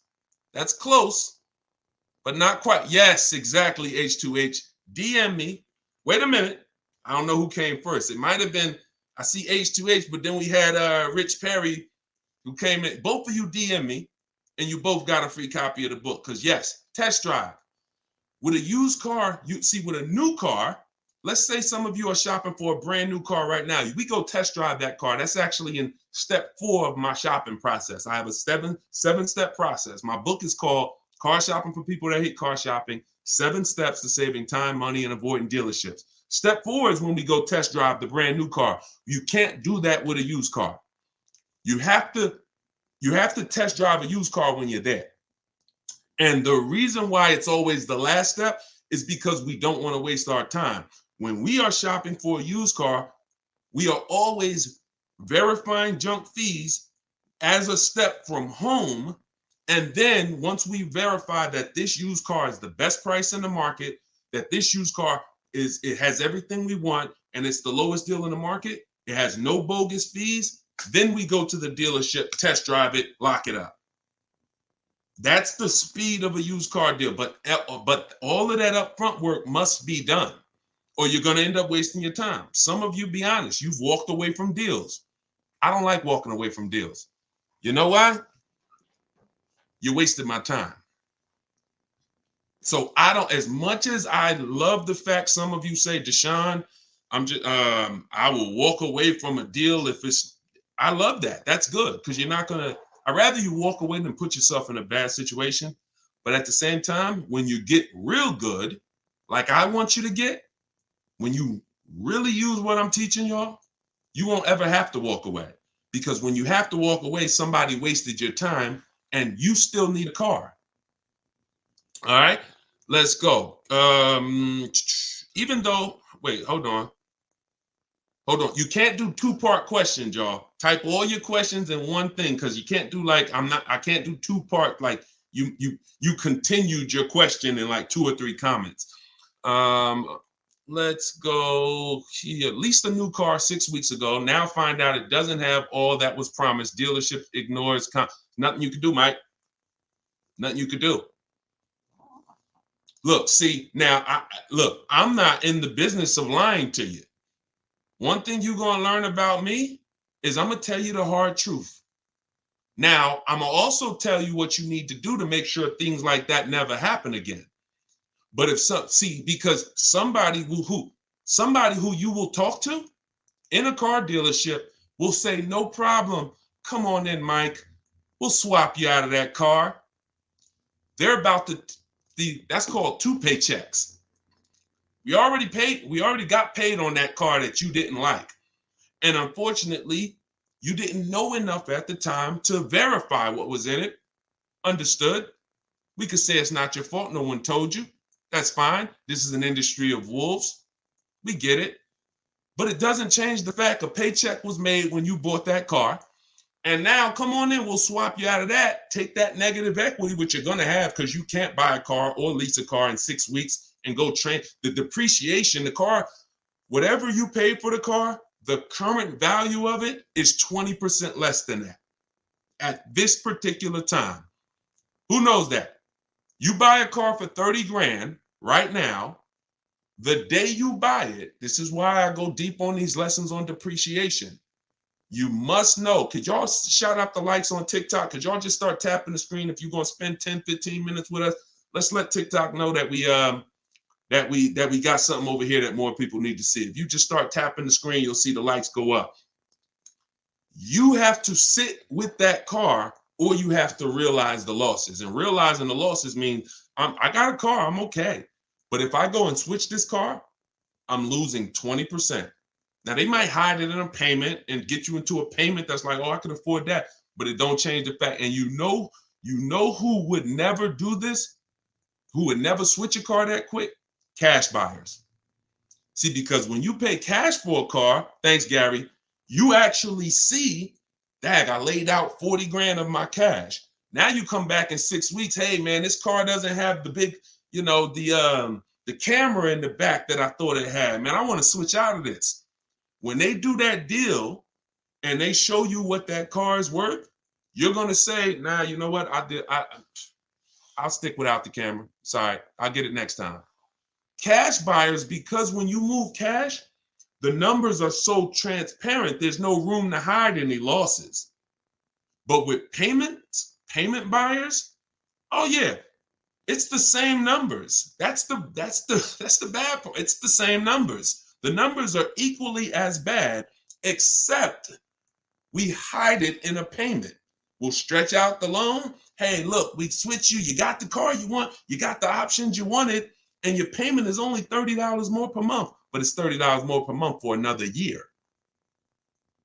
So it's a horrible financial deal. So all I can tell you is you can do what you want. You're a grown adult, but I'm an auto advisor. I consider myself to be someone who protects the public's money, but you got to be willing to listen and say, okay, yeah, that makes sense. I got to bite the bullet, because you can't switch cars that fast. I appreciate it. Thank you, Paul. Said I just got the book. Thank you. Enjoy it. Use it. Everybody, my book, Car Shopping for People That Hate Car Shopping, is officially out. It's a digital book. The reason it's a digital book, because I need to be able to update it. Things change. Vroom went out of business 2 months ago. We got to make sure we update these books. And if I had 100,000 books in print, you all will be sitting there with books that were obsolete, or at least a piece of that strategy. Anytime you see Vroom, it'd be like, oh, Vroom's out of business. So digital books, we literally update the file, and my scripts are in there. Anything I want to update, I could do it, and then you open it up and you got the new version. So everybody could get theirs for 75% off in my TikTok bio or my Instagram bio, or go to deshonesbook.com. 75% off for 30 minutes while we're on this blog. If you're seeing this, then it's still available for 75%. Bought the course but haven't gotten my copy yet. Just email support. Charlotte, here's the thing, y'all. I have a specific email for people who purchase stuff from me. Obviously, y'all can see we got like 400 people on here right now. Tons of people who I'm interacting with.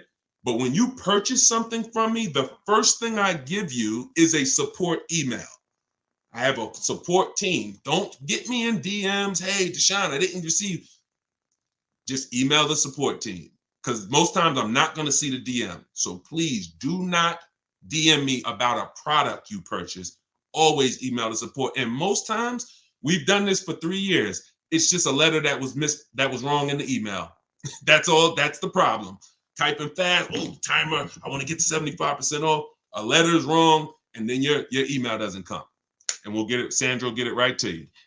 All right. For the 1.5% lease rule, is it MSRP plus taxes and fees and first payment, or is it just MSRP plus taxes and fees? So 1%. Here's what when you're shopping for a lease, I have this rule I call the 1.5% rule. It's so you to know a bad lease deal. A bad lease deal is when you always get your lease quotes. Remember this, y'all. Remember this. It's all in my book. It'll be on a replay if you're watching this episode replayed. You take the MSRP of the car. The MSRP is the total. Let me show y'all this. I'm going to share my screen and I'm going to show y'all what a window sticker looks like. It's called a Maroney label. You call it a window sticker. And I want you to know what the total price is. You have to know, because this is what you base your, this is how you shop your lease deals and measure the value. So check this out. Where is it? Here, boom. TikTok, y'all can't see this, but if you're on Instagram, if you're on YouTube, if you're on Facebook, you'll see this. We'll eventually be able to plug the stream into TikTok, but the way they have it set up right now, it's hard to do. So we're working with support now to be able to do it. All right, so y'all see this right here. See the total manufacturer suggested price, $42,615. That is what it's based off of. Don't look at this price, because that does not include any destination charges. Destination is to get the car from the factory to the dealership. You want to look at that bottom total manufacturer suggested retail price. All right. Now you are going to take that number. Every brand new car in this country has this sticker on it, has that price. Now, you get your lease quotes. We get our lease quotes with only first month's payment out of pocket. This does not mean, yes, we sometimes put money down. Yes, we sometimes put the taxes, but for the purpose of getting our quotes, we are getting our quotes with first month's payment total out of pocket. And you notice I'm not saying down payment. People will say, oh, I'm going to put first payment down only. Don't use down payment, because in the industry, y'all know I was there for 2006, 14 years, and I'm still in it technically. But there's a term, down payment doesn't include tax, doesn't include fees, it's ambiguous. Like it has multiple meanings. And when you leave things like kind of like, for a person to figure out, they're gonna eventually, who's had a person say 2,000 down, and then when they give you the offer, they say, okay, 2,000 down. All you gotta do now is come up with another 3,000 for your taxes. And you're like, whoa, I told you I only wanted to put 2,000 down. Who's had that happen? Type of one, if you had that happen. The reason is you're not using specific wording that can't be confused. First month's payment total out of pocket. Now, you get that quote, always 12,000 miles per year. Some of you may not know you can do almost any mileage on a lease. You could do 15,000 miles per year, 20,000 miles per year, 25. You pick the mileage on the lease. So in the case of getting the quotes, 12,000 miles per year, first month's payment. And now when you get your quotes, what you're doing is you're dividing the payment they give you into the MSRP. And that's going to give you, like, let's say for that particular car, the payment's 500. They give you a payment 500. You divide that by the MSRP, 42,500, and now you have 0.0117. You multiply that by 100. Again, this is in the book. So you can sit here and look. Some of you might say this is a little complex. You do realize this is the second most expensive purchase behind a car. Behind a house. This is as simple as it gets. It's just you've been taught, you've been programmed, you should make $30,000, $50,000, $100,000 decisions without even knowing the math of the transaction. So we have to break that program, and we got to unlearn that. Because you would never sit here with a house, and if we went over some simple numbers and said, make sure you do this when you're shopping for your house, you'd be like, all right, cool, because you realize the magnitude of the transaction. But we've been programmed to make a $50,000 car buying transaction without going over these numbers. So once you do that, you come up with a percentage, 1.17, 1.5. Once you get over 1.5%, it's no value in leasing that car. Leasing is a value play. You're going to see if there's 500 cars, it's 500 different lease programs. And leasing, the goal of a lease is to beat depreciation that you would pay when you buy. If you bought a car and it lost 50% of its value in the first 3 years, some cars, the Escalade was one of the highest depreciating cars, you would lose that value. It's gone. Your goal with a lease is to drive the best car for little money, small money. That's why you don't pay attention to these commercials. So that's a quick overview of how the 1.5% rule works. It's based on the percentage of the car you're paying. And it was a spinoff of the 1% rule, which kind of every savvy lease buyer knows the 1% rule. If your lease was 1% if your monthly payment was 1% of the MSRP, it was a steal. Don't even ask any questions. Don't negotiate anymore. You stole the car. Get up out of there before they change their mind. That was the 1% rule. That's been around for decades. But people didn't know. People knew what an incredible deal was. They didn't know what a bad deal was. And that's how the 1% rule, that's how I invented the 1.5% rule. Paying too much for a vehicle, you're giving back. All right. Look, this is a problem. Vivian, I purchased the wrong SUV. I desire to purchase the right one. Need to unlearn trading. Look, all you can do, y'all, is assess your step 2 of my process is we have to do an equity assessment. If you have a car you want to replace, you need to see the numbers. Here's what you need to do. And cash buyers, again, all the cash buyers on here, this is easy for you because most times you're not going to go trade that car in a year or two that you just bought, or 6 months, because you didn't like it, because you know the loss is going to be too big to swallow. But payment buyers who are paying $400 a month, $600 a month, $350 a month, you tend to think I can just go switch cars, no problem. And you don't realize how they're manipulating your loans to be able to get you in these cars with the lost value. So the only thing you can do is call your bank, find out exactly what you owe, and then go to the 6 websites that I teach you to get your car offers from, who pay historically, they pay more than dealers. CarMax.com, Carvana, Driveway, AutoNation, Sell My Car, Kelly's Blue Book, Instant Cash Offer. Those last 2 are dealerships bidding, and those first 3 are online car buyers bidding. So we get everyone to bid. These guys fight relentlessly to buy cars. You can do Car Guru, Sell My Car. And what that's going to do in about 20 minutes while you sit at home, it'll tell you the highest value for your car. And you look at what you owe and you look at the highest offer. And if you see that the highest offer is $5,000 or $7,000 less than what you owe, then that's your loss you're going to have to take to get into a new car. And some of you, that's going to make you say, you know what, I think I'll deal with this for a little bit.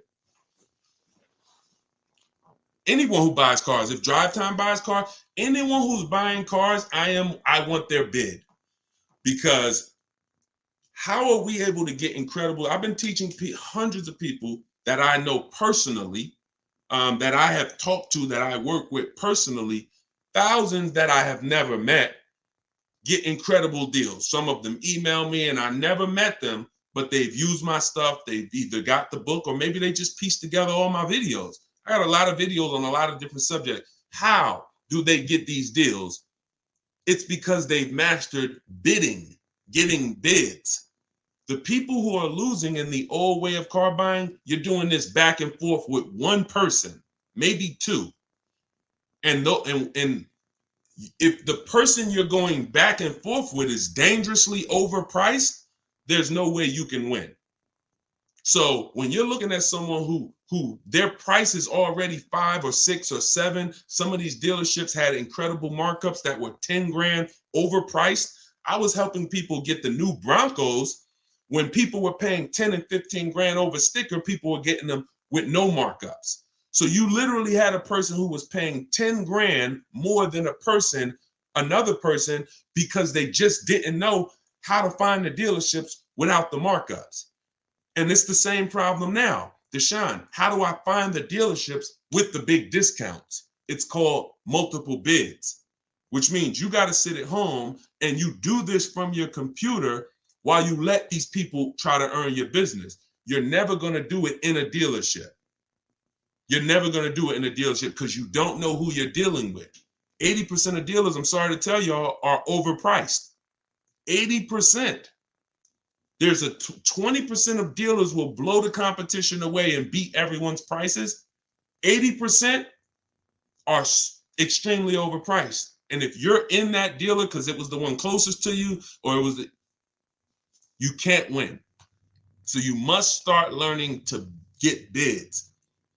Upside down, $8,000 on my lease because I bought when inventory was low. Sorry to hear that. How can I get out? This is exactly what I told you. There is no minimum loss. All you can do is what I just said 3 minutes ago. Find out how much you owe. Go to those car buying sites. These people pay the most for cars.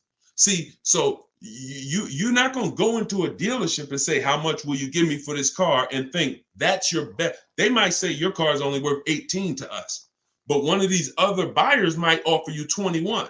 So if you don't find these other buyers through bids, you're now shooting yourself in the foot and making your negative equity even greater. Why?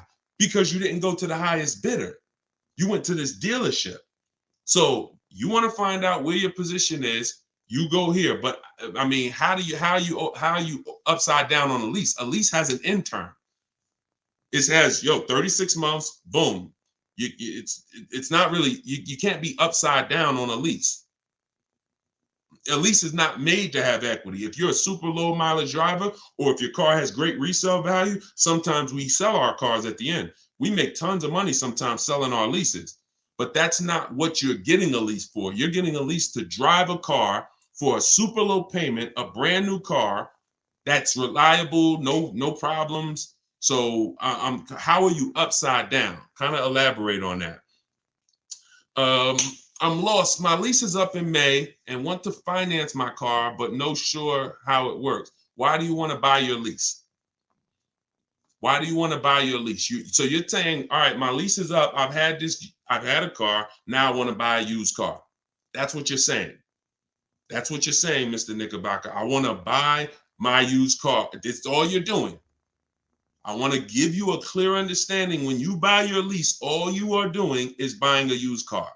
Except you don't have to go look at the market, and you don't have to go look at cars, and you don't have to look at websites. You don't have to go inspect it because it's your car.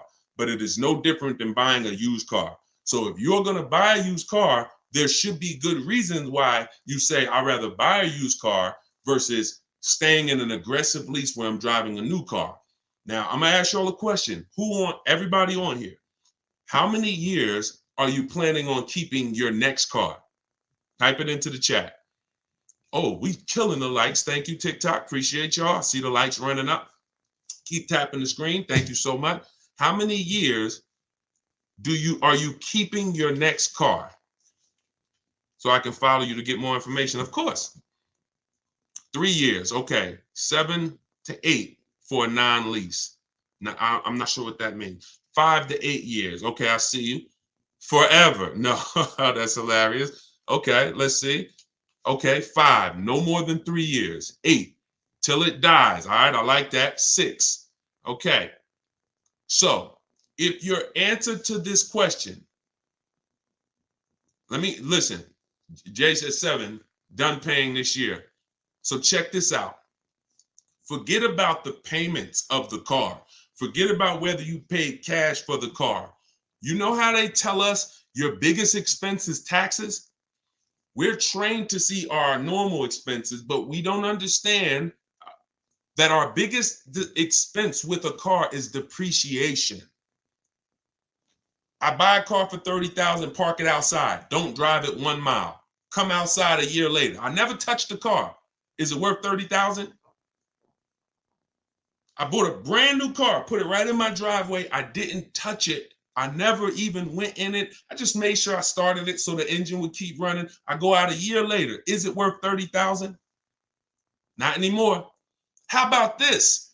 I buy a new car. I go out the next $30,000. I go out the next day. Is it worth $30,000? Your biggest expense is the one that you have not been trained to see. It's depreciation. So you're losing 20%. But see, you're making when you see now what y'all are going to start doing now that this information is coming to you, you're going to start making decisions taking into account depreciation. Before, all you do is make decisions based on payment and what I want and can I afford it? No, because the depreciation curve looks like this, y'all. From the day you buy the car's value is dropping like this on this angle, steep. Now, when you get to about 7, 8 years, here's what starts to happen. It levels out.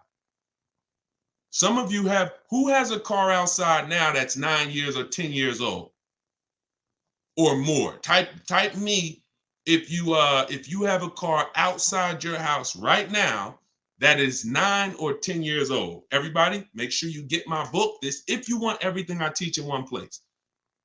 If you want everything I teach in one place. You don't have to remember this stuff if you have the book, because the book is your action manual. 75% off in my TikTok bio. It's a digital book. You can use it. It's literally like, it'll be your greatest weapon. 75% off car shopping for people that hate car shopping. Go to my TikTok bio, go to my Instagram bio, or go to deshonsbook.com, or you can scan the QR code on the screen if you're watching on a television. So that if you have a car that's outside, that's 8 or 9 or 10 years old, you notice what it was worth a year ago is just about what it's worth today, right? Right? Somebody said 16 years. Go ahead, Suzanne. It's what it was worth a year ago, what you could have sold it for a year ago, is just about what it's worth today, right? The depreciation curve has leveled out. And what y'all need to know is if you're not buying a car to get to that point, you should not be buying, you should be leasing. Some of you say, Deshone, I have no desire to keep a car that long. I have no 7 years, 4 years, 5. The name of the game is in the book. Thank you so much, Spicy. I appreciate it. You're going to see I created something called the 8-year rule, because the 8-year rule allows you to say, until I get to 8 years, I'm not out of the woods of depreciation yet. So I'm not buying this car. If you are buying a car and you have no plans to get to where the depreciation curve levels out, you're selling a car while it's drastically losing value. That's why you're always mad when you see how much your car is worth. Guarantee you, none of the people who have a car that's 9, 10, 12, 16 years old, nobody's upset when they see that the car is worth $3,000. If they sold it on Facebook Marketplace, I could get $3,000 for it. We don't sell those cars to dealers. Don't give them to dealers for $500 or $300 or $100. Don't do that. They're better off going to a family member, or they're better off going to Facebook Marketplace. You know, young person pay you a couple $1,000s and they can have a car, because there's still value in the car. It's just not value to a dealership because you've used up most of the value. So that's why it's called the 8-year rule. Your question is when you say, should I buy? Should I lease? This is the most important question in a car deal. It's the first question. It's the only thing you should be asking. What I just asked y'all, for the rest of your life, every time you or your family member needs a car, that should be the first question. How many years you gonna keep the car? If they tell you, man, I'm gonna keep it like somebody over here said, till it dies. Perfect. You purchased that car then. If they tell you, man, probably 3-4 years, you think about the depreciation curve, and what they're saying is, I'm gonna buy the car here, that thing gonna drop in value like crazy, and then I'm gonna sell out of it here. Horrible business move, horrible financial move. I'm gonna sell while this thing is dropping like a daggone rock in the ocean. I'm just gonna sell out of it. With a lease, and we don't want to buy, you don't look at these commercials. Those are not lease deals. Those are marketing to try to get people to come in. And no. The best lease deals you'll never see them advertised. Check this out. Look at Greg's lease deal on his Jeep he just got. I'm gonna show it to you. If you're on TikTok, again, we'll be here soon. I'll be able to stream and show my screen, but we don't have TikTok has a little bit of a different technology but on Instagram, Facebook, YouTube, you guys can see this. Look at Greg's lease deal, y'all. Greg got a $56,000 vehicle. It's a Kia Win EV6 Win with the tech package. He's paying $527 a month. That's a under 1% lease. Under 1%. Gave him $527, no money down. Walked in, saw a $56,000 car. Just to give you an idea of what a $56,000 car would normally cost, that would every $5,000 every $5,000 on a car loan. So when you look at a car, if it's $10,000, every $5,000 is about $100 a month on a 5-year loan. So when you look at a $10,000 car, it's about $200 a month. $20,000 car, about $400 a month. It's important you know this. Even if you have bad credit, you need to know what it should cost with good credit, how much a loan should be. You shouldn't be looking at a $50,000 car saying, man, can you get me to 600? Because they know you don't understand the numbers. So they might stretch you out into a 9-year loan and say, yeah, I got you to 600. Oh, great. But you're in a 9-year loan. So you're going to pay for that car and another car just like it. So it's important for you to know that car right here that Greg got that's on the screen would normally be $1,200 a month.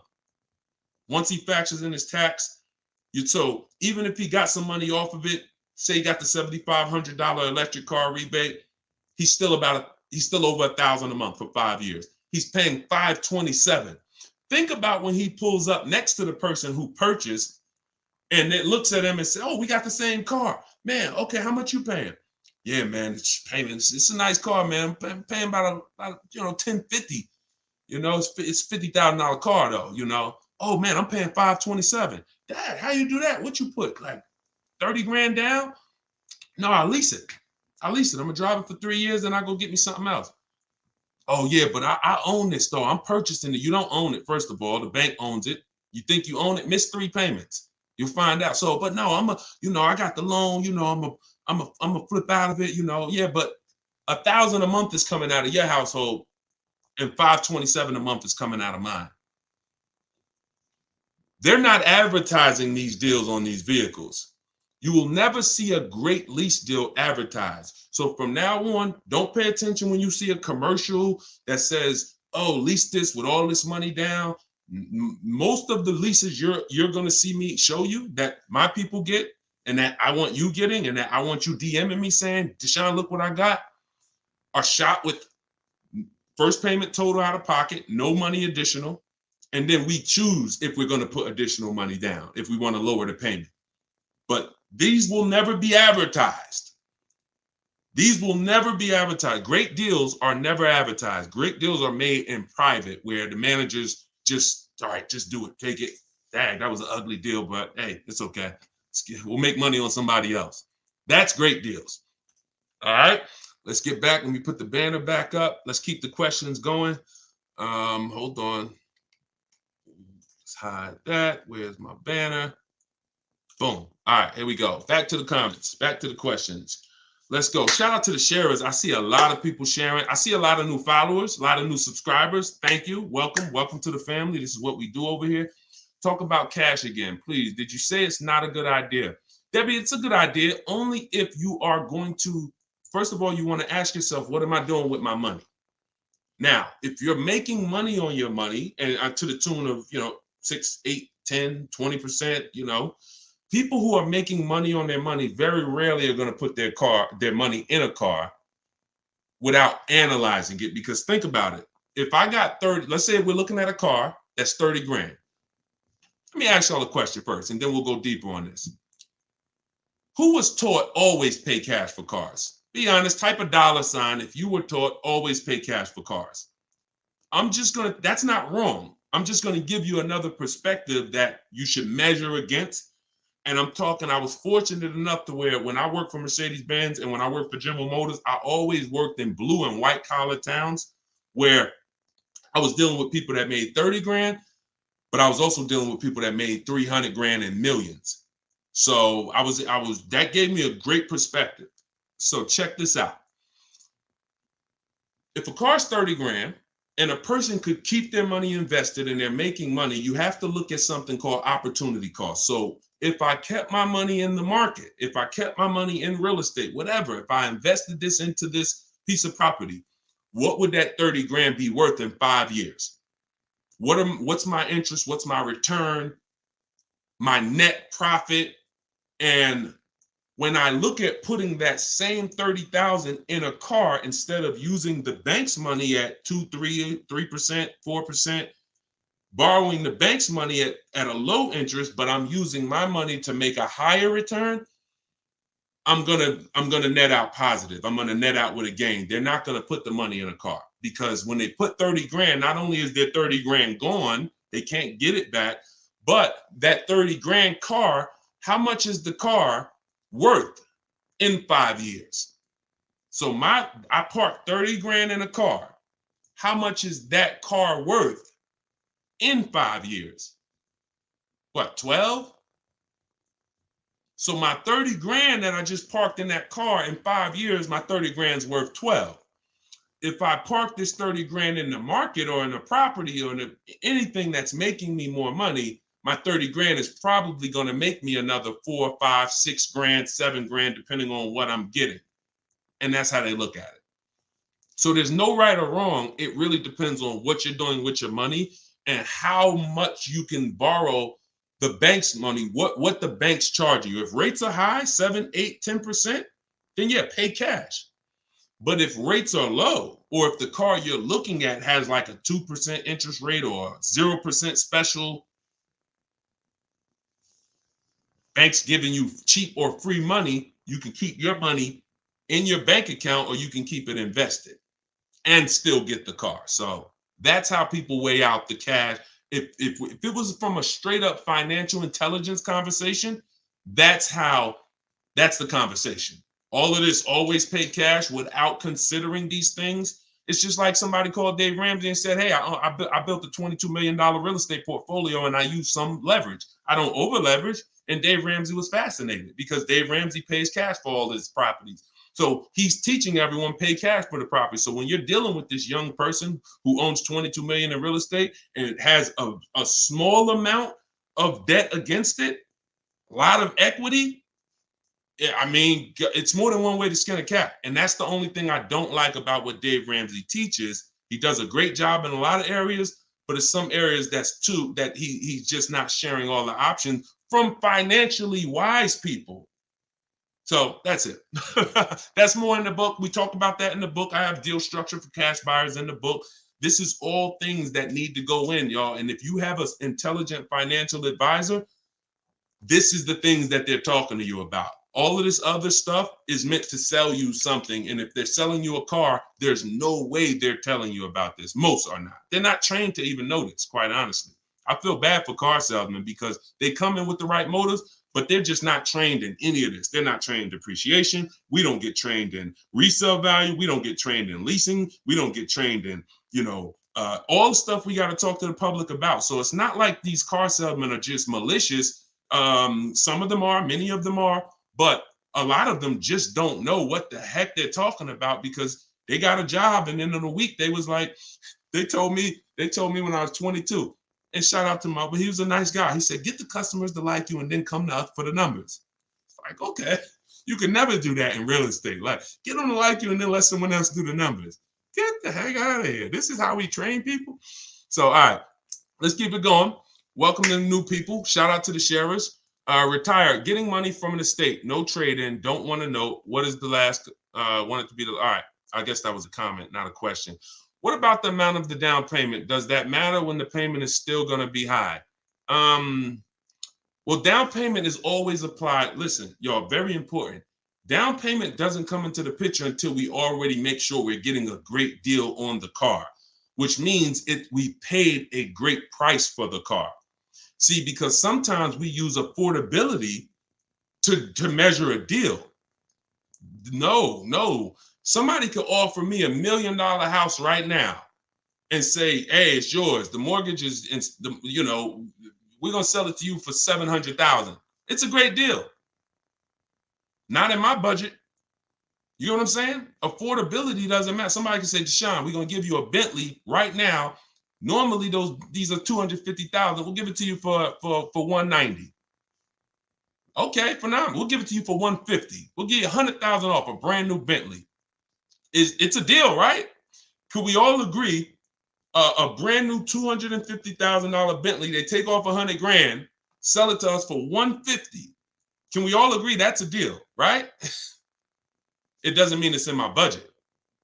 So we can't use affordability to measure a deal. We measure a deal based on shopping offers. Now, once you come in, when it comes to down payment, we need to know before we ever think about a down payment, did we get a great price on the car? How we're going to structure the loan and all of that, that's our business. That's between us, our bank, and the budgeting. I go over this, and this is in step 3 of my book. It's 7 steps. For y'all who just jumped on, I have a new book. It's a digital book called Car Shopping for people that hate car shopping. 7 steps to saving time, money, and avoiding dealerships. Step 3, we go over deal structure. That's when we're going over our banks. That's when we're talking about this, something I call a bank bidding war. We're going to have all these banks and credit unions bid for our business, but it doesn't happen before we find our car. All of the financing and the monthly payment terms, that happens independent from the dealership. You should not be going over your monthly payment terms with the dealership. Here's what the dealership you're going to buy the car from. This is what they do. Did they win the bid? That's it. You have a product, other dealers have a similar product or even the same product, and I'm shopping in a way where you're going to be bidding just like they are. All of you have a shot at my business. And whoever wins, congratulations. Has nothing to do with the loan, has nothing. It's the price of the car. So we do the same thing with a lease. I need to know my lease is under 1.5%. When I look at all those offers, you saw Greg, his lease was under 1%. I'm gonna show you some other people who 1%, 1.1, 1.2, 1. I need to know I got the best deal in the market, which means the dealer won the bid, and then I'll look at, can I afford that payment? And sometimes you might say, wow, okay, this is an incredible deal. I'm just going to put a couple thousand down. I want to lower my payment about $70. I'm going to put down about $1,500. I'm going to put down about $2,000, lower my monthly payment. But if you don't understand this, now you're trying to buy your deal. Now you're going and saying, oh, how much is this car? Oh, it's $700 a month. All right, well, what if I put down like $5? All right, well, we could get you to $590. All right, let's do it. No, you're manipulating the loan. We ain't focused on the price of the car. We can't do it. And that's what, unfortunately, most people have been trained to do. But we're not doing that anymore. So that's how we take into account down payments. It's on our terms. If you can get the car you want and you get the offer and then somebody wins the bid and there's no down payment necessary, you could afford the payment with your bank or with whoever wins. We'll talk about the bank bidding war. Remind me to talk about, the bank bidding war. We get bids for everything. Remind me to talk about that. Somebody remind me before we wrap up. But if you can get a car in the budget, somebody wins the bid, no down payment, do it. But if you look and say, man, I got a deal and you want to lower your payment a little bit, that's when we do down payment. All right, wonderful information. Keep going. Appreciate you. Thank you so much. Let's say they bring you in and you don't like what they're saying. Nobody's bringing me in. Maybe I didn't understand the question, but again, if y'all do it my way, you're in total control because now you're the prize. No one's bringing us in. Oh, the book. Oh, wait a minute. Somebody said, where can I get the book? Because I hate dealerships. So look, the book is called Car Shopping for People That Hate Car Shopping. You can go to my TikTok bio, click that website, click the picture of me on TikTok or Instagram. You won't leave the broadcast and then just click the website and then you'll see a link that says new book 75% off and just click that and grab your copy. It's an instant download and it's a digital book because you'll see there's links in there. I have links to some videos. You're going to be reading the book and you'll be like, I'll say, hey, if you want me to explain this to you in a short video, click this and then it'll take you to a video. All stuff we couldn't do with a print book.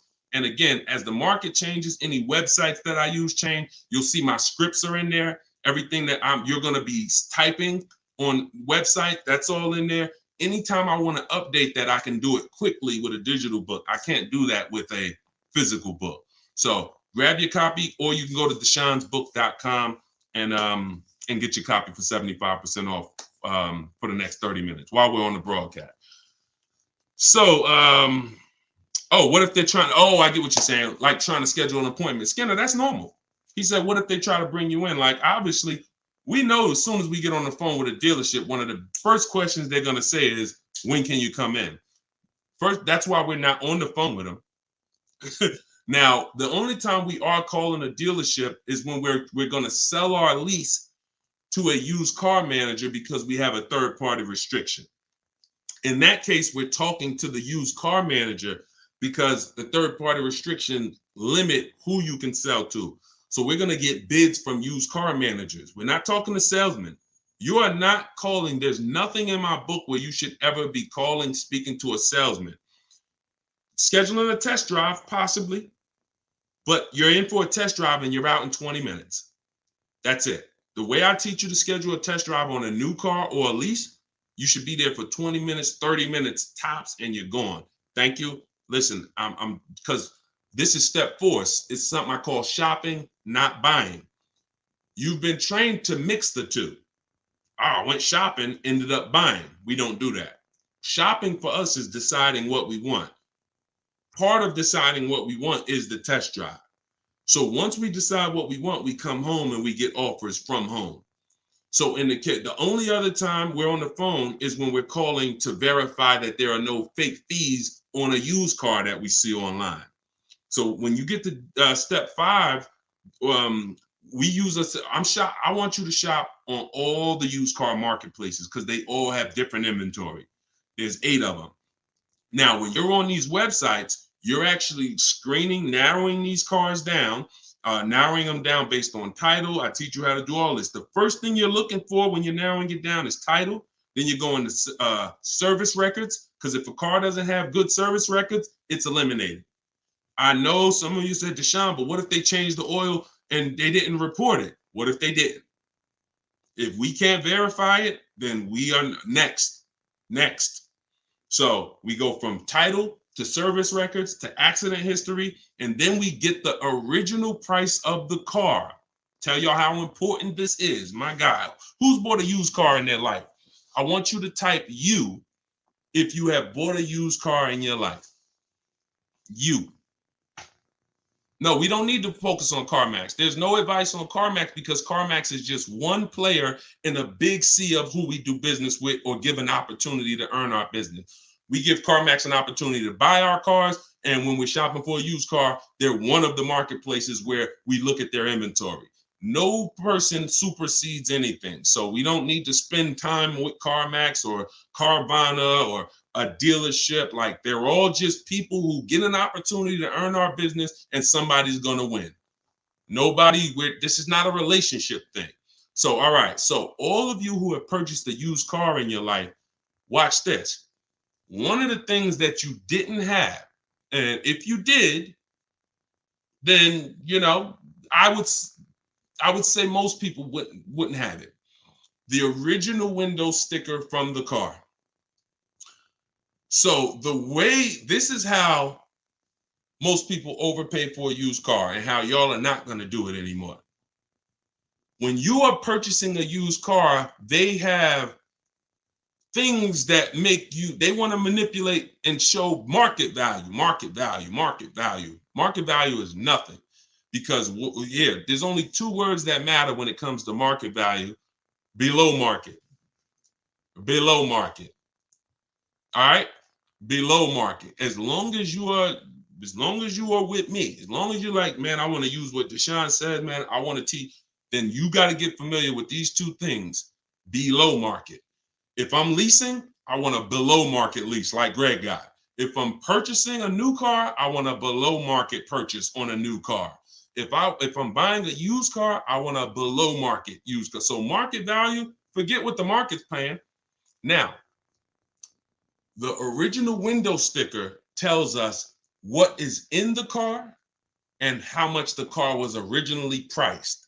And without that information, we can't make a great deal. Sorry to tell you. I'm gonna give you an example with my Infiniti truck. I bought an Infiniti truck about a year ago. I'm on the marketplaces. I'm narrowing it down. I narrow it down to my top 4. My top 4, they're all white. They're all, similar, right? Mileage varies from 26,000 to, probably low 30s. I'm looking at all 4 of them. They're in a similar price range. This is where most people choose the wrong car. When you get the original window sticker, here's what happens. I pull the original window sticker. This can sometimes be acquired through Carfax. Sometimes I got a secret strategy I'll tell y'all now. It's in the book, among other things, where you go right to the dealer's website, because the marketplace might not give you the free Carfax, but the dealer most dealers have a contract with Carfax. So if you simply just click from the marketplace to the dealer site and find the actual listing on the dealer site, you'll see the daggone Carfax right there on the dealer site. Secret sauce. So now I pull that Carfax and I see, okay, this car, now Carfax doesn't have agreements with everyone to show the window sticker. But once I get the window sticker, I see this first Infiniti. Remember, they're all in a similar price range. This first one is $46,000 brand new. It has this equipment. This next one is $48,000 brand new with this equipment. This next one is $52,000 brand new, similar with that equipment. And this one that I ended up getting was $54,000 brand new. What does that mean? I got a bunch of features those other cars didn't have. I have packages that those other cars didn't have. So although we're sitting there, we're looking at our top choices and like, oh, they look similar. Yeah, they look similar until you get the original window sticker. And now this is how we get something called the true value percentage. I call this the true value percentage. It's based on the discount from the brand new price, not the discount that dealer's giving. Used cars, the dealer's discount doesn't matter because the dealer could discount, but if another vehicle is offered with no discount, but it's a deeper discount from the brand new price, you might be saving 40%, 50% from the brand new price. That's the best deal. You could sit up here and take $2,000 from a dealer, and then you only have a small percentage off the brand new price. This is the most important thing. Once you verify it's a quality car, you cannot get a great used car deal without knowing what the car was priced at originally. You can't. And unfortunately, that's how we had people all through the pandemic who were buying used cars and paying almost the same price for them as when they were new. If you had the true value percentage, they could have avoided this because they would have said, wait a minute, I see you asking $28,000 for this car, but brand new, it was $29,500. How, like, it's 3 years old. True value percentage. That's how you buy a used car. That's how you lock in. Now we verify there's no bogus fees. We get to that dealership, we test drive, and we lock up that car. That's a below market used car deal. Welcome. I see the sharers. Thank you for everybody who just came on. Everything I teach is out of my book. Everything that you see on my social media videos is out of my book. There is no, the information exists the same place. So do you want it all in one spot? Because y'all see, we answered a bunch of questions from a bunch of different people, used cars, leases, new cars, cash buyers, all of these different types of people. That's how my videos are. So you might be watching all my videos and be like, oh, wow, which one's for me? High mileage drivers. If you want everything in one spot, you grab your copy of Car Shopping for people that hate car shopping. In my TikTok bio, you won't leave a broadcast. Click the picture of me on Instagram, go to that website, and then just click it, grab your copy. 75% off for our official launch, or go to deshonsbook.com. Because of your book, I was confident enough to negotiate a 1.2% deal based on the 1.5% rule on my new lease. Congratulations, Callie. See, that's the type of, you notice she didn't even tell us what kind of car she got. Because that's secondary. See, you notice Fernando said, just click the TikTok bio. He said, how do I get access to the book? Look, if you notice, y'all, I want y'all talking different and I want y'all doing different things. You notice when somebody gets a new car, they come, the first thing they tell you is, I got a new Honda. Hey, look, I just got a new Toyota, whatever. I just got a new Benz. They never talk about the money because secretly they're a little bit, nobody wants to find out they made a bad decision. That's why I admire all of you. For you're willing to hear the hard truth. You know, there's some things I'm going to say to you that is not going to be what you want to hear, but it's what you need to hear so that your next car deal and every car deal your family makes forever is a deal that you are totally confident with. And when you are confident in your car deals, you're going to be able to show the numbers. You're going to be able to go to the numbers and you're going to care really more. You're going to care as much about the deal as you care about the car. So Callie, congratulations. 1.2% lease is phenomenal. That's major value. That's thousands less than someone who's purchasing. And that's thousands less than most people are leasing that same car for, because most people are not trained to get those kind of lease deals. So thank you for allowing me to be a part of the journey. All right. Let's go two more. Matter of fact, let's wrap with the bank bidding war. We'll talk about this again I'll be back I'll be back today at 3. What you're going to see is I'm doing these live shows at 12 and 3 roundabout. When you see me live, we're still now really laying the foundation for these live shows. and then we're going to rebroadcast the episode, because what we found is people, even when they're watching the episodes, they're like, man, these are the same questions that I would have had if I was on the live. So even though I'm not on the live show, I'm still benefiting because those are the same questions I was going to ask. But let's wrap with this bank bidding war, y'all. The bank bidding war is when you actually make banks and credit unions bid for your loan. You don't want to actually have a dealership only get you your loan. You also don't want to have your bank only or your credit union only getting you your loan. There's something, and you can Google this. You can literally type this into Google and you will see that Experian has an article that shows you how to rate, that gives you permission to rate shop. Rate shopping done correctly, you have a window. Oh, in that window, Experian says it's 45 days. In that window, you can let 10, 20, 30 banks and credit unions access your credit with a hard pull. And at the end, when that window closes, it will only weigh on your score as one hard inquiry. So if one hard inquiry would have dropped your score 9 points, 30 banks bidding on your business will drop your score 9 points. And the reason why you need to shop like this is because these banks make money on your loans. These banks are not our friends. They're service providers. We don't want to have friends in business when we're getting bids. Because when you're getting bids, a person that wins the bid today or this year, they might not like you when they lose the bid on your next car. So if it's a relationship thing, they're going to say, oh, come on now, I've been selling you cars for years. Come on, I shouldn't have to bid. That's their logic. We know we're not allowing that. Everyone's bidding. So even your bank that you've been doing business with for 10 years or 5 years or 20 years, they still need to compete against other people who want to give you a loan. Because if you can save 1 point on your interest rate, depending on how much you're borrowing, that's $1,000. And some of you who are, you're going to see using this strategy, you'll save 2 and 3 points on your interest rate. And you're talking about $2 and $3 and $4,000. So the same way we are getting bids for the car we're buying, getting bids for the car we're selling, the lease we're selling, the bank is a part of that. So once you go and we don't let anybody, remember this, we'll talk about this more at 3. I'll be back at 3.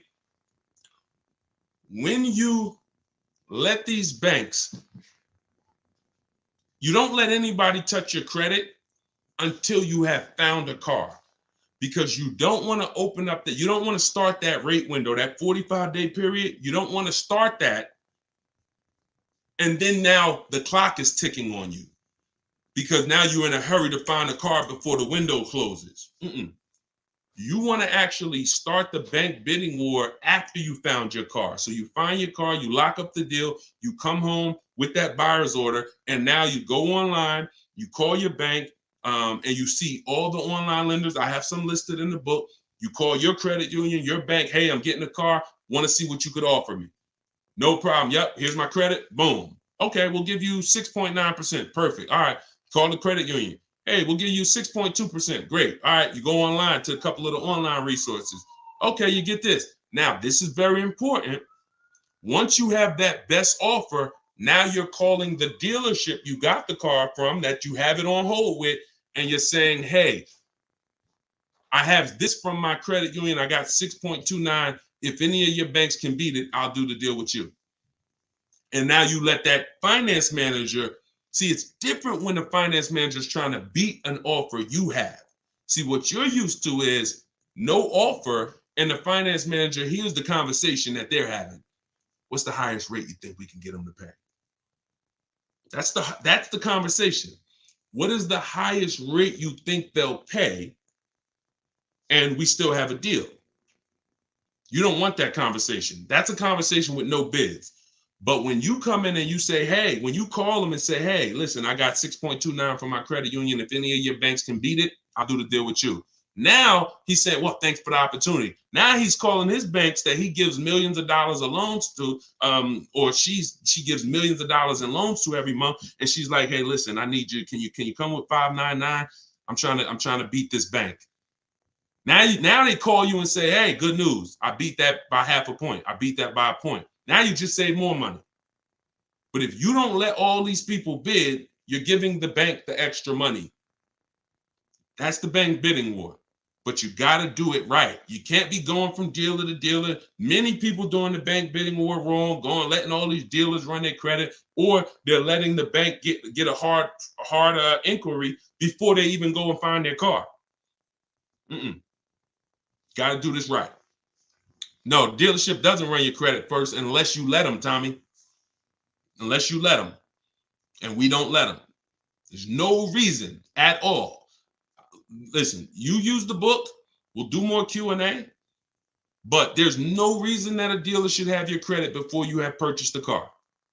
You don't need to let the dealer run your credit to get an offer, a lease offer. You don't need to let the dealer run your credit to get a really, we don't use dealers for finance offers. There's no reason. So if you have let them run your credit, it's because you were, for some reason, made to think that you needed to let them run your credit. No, we don't. We don't. So, all right. Listen, I'm going to jump off. I got some things to do before the next show, but I appreciate everybody who got the book. If you just jumped on, my new book is officially out, and we'll be doing this show to really make sure that everyone can get the answers they need. But if you want everything I teach, my new book is called Car Shopping for People That Hate Car Shopping. 7 Steps to Saving Time, Money, and Avoiding Dealerships. Everything I teach is from those 7 steps, starting with the most important question, which I asked y'all earlier: how many years are you keeping the next car? And then step 7 is delivery. So that book is not a book you read, it's a book you use. You're not going through the book and saying, okay, I read the whole book, now let me go get my car. No, by the time you get to step 6, which is paperwork and protection, you should have your car locked up, and you should be talking about paperwork, protection, and getting ready to go pick up your car. Step 7 is delivery. So you shouldn't be reading delivery if you haven't gotten to the step where by the time you get there, you should be like, okay, I'm at the end. I shouldn't be congratulating you at step 7. You're in the book, and I'm like, congratulations, you're at the finish line, and you ain't. No, it's not that type of book. It's literally an action step. And by the time you get to step 7, your car is outside, or you're going to pick up your car.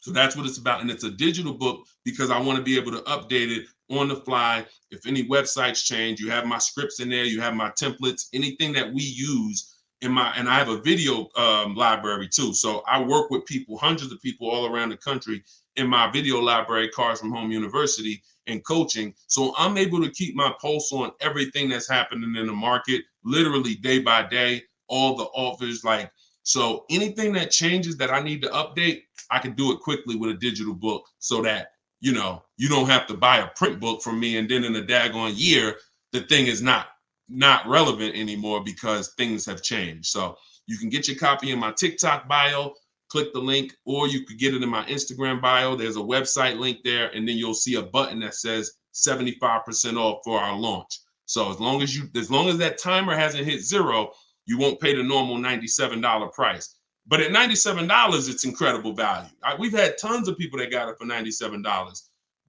That's how we're able to have we got a 4.9 rating on Goodreads. So, but for our launch, we're doing something special. So I appreciate everybody. We'll be back for the next session. And everybody that got the book, use it. Please send me your success stories. Please continue to review it if the book helped you. Well, when it helps you. Please go to Goodreads, because the more reviews we get, the more people can find that book, and the more lives we get to change. So I appreciate it. Shout out to the sharers. Make sure the 2 people that get the free book, make sure y'all DM me and we'll get you y'all free books. And God bless y'all. I'll see y'all soon.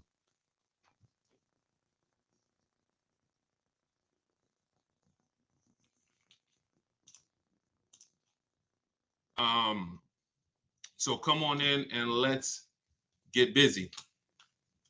Ask your questions. Who's shopping for a car right now? Come on in. Ask your questions. If you're shopping for a car right now, I want to just go through questions today. That's the mission.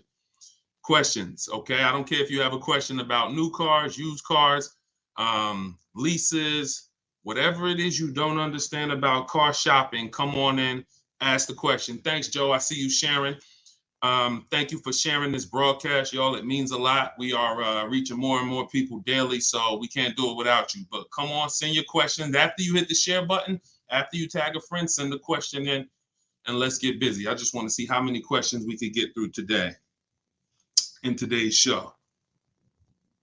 All right, let me look all around. We got to give people a chance on TikTok and on YouTube and Facebook. Takes time for the live to show up there. Should lease your car? Should lease your first car? If you're not keeping your car 8 years, you should lease. Because, give you an example. Let's say you could afford $400 a month, right? You could afford $400 a month. That only gets you about 20 grand on your first car. That's about a $20,000 loan. Now, what could you get for 20 grand? Not many used cars. You get a used car for 20 grand. I mean, you can't get a new car for 20 grand, but you get a couple used cars for 20 grand. So do you want to drive a used car for 20 grand, or do you want to lease a brand new car for $400 a month? You could lease with a great deal. You could lease about a $35,000 car for $400 a month.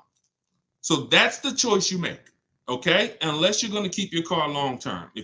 I would absolutely lease my first car if you don't want to have any problems with maintenance. You want to get the most car for your money. But if you're going to keep a car long term, which you probably won't because it's your first car, but if you're going to keep it long term, then buy it.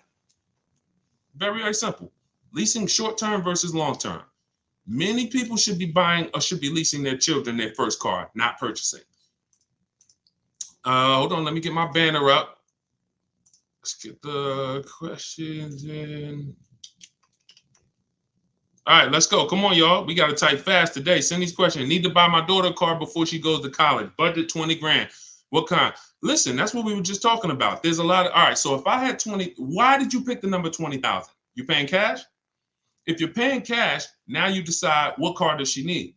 What's the needs? If you say, all right, she only needs a small car, then look at the small cars and make your choice. Do you want new or do you want pre-owned? But if it's 20 grand, you're probably not going to get new. So you're looking at a pre-owned car. There's lots of pre-owned cars out there, but is this something that you think she's going to keep? Is this something you think she's going to keep? You got to be honest. If she's not going to keep that car, why take 20 grand out your family's bank account and put her in a car, a used seat? And who's seen first time? Look, if you have seen, or if maybe it happened to you, your first car had a bunch of problems when you were a child. Maybe it was broke because it's a used car. It could be, hey, I'm out at college and my car is 6-7 years old. The car just, stopped on me. Whatever. That's what comes with it sometimes. Now you're weighing that against, should I lease her something? Because if I lease her something, I could put her in a brand new $35,000 or $30,000 car.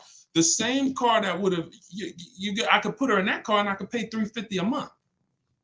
So I could take 20 grand out my bank account, put it in the car, or I could pay $350 a month, put her in a brand new car. But if you're going to do a $20,000 budget and you're adamant on buying, then I would just be looking at the best car I could get for 20 grand. But you got to look at what class she needs. Does she need a sedan, 4-door? Does she need an SUV? Does she need you know what I'm saying? So you got to narrow it down to the needs first. But if you really want to save money, you think about leasing versus purchasing her first car.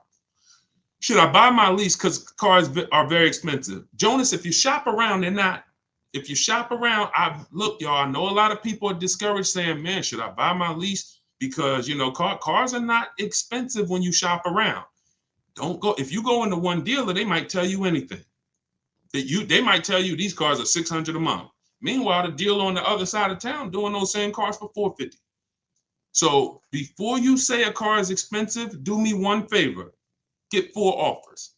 Whatever car that you shopped and you said, this seems expensive, take that car. I want you to go on Google, whatever brand it is. If it's Nissan, type in Nissan dealers near me. I want you to call each one and ask for the sales manager. And I want you to say, hey, this is what I'm looking at. I went to Nissan of such and such. This is what they quoted me. I'm going to give you an opportunity as well. Can you get me a price of what you could do? If you do that with a sales manager 5 times, you're going to see how different the prices are. And now, if all 5 of them seem expensive, now that car could have a bad deal. That car might be a bad deal.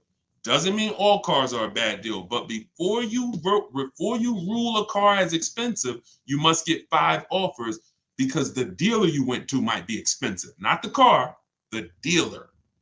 Some dealers, I usually call about 70, 80% are overpriced. That means someone else would blow their price away. You got to get to them. All right, let's go. Come on, I want to get through as many questions as possible. Type your questions. Let's keep it rolling. If y'all don't know, my book is out. It's called Car Shopping for People That Hate Car Shopping. It's a digital book, 7 steps to saving time, money, and avoiding dealerships. You could get it in my TikTok bio. You're not going to leave the broadcast. You could get it in my Instagram bio. You're not going to leave the broadcast, or you can scan the QR code or go to deshonsbook.com. It's 75% off for the next 30 minutes while you're on the broadcast. All right, waiting for Toyota Stout pickup to be released, I'm guessing. Looking for a mid-size pickup in the $25,000 range. I'm guessing that when you guys pull these numbers out for your budget, it's something that you're paying cash for. So if it's something you're paying cash for, because other than that, these numbers don't really matter. If you're getting a loan, these numbers don't matter as much, because, you know, $25,000 tax monthly. So if you're paying cash, I'm going to assume you're paying cash. Then what you're going to do is you're going to open up all the marketplaces. I assume you're going to go used. If you go used, you're going to open up all the marketplaces. And I'm going to list them for y'all.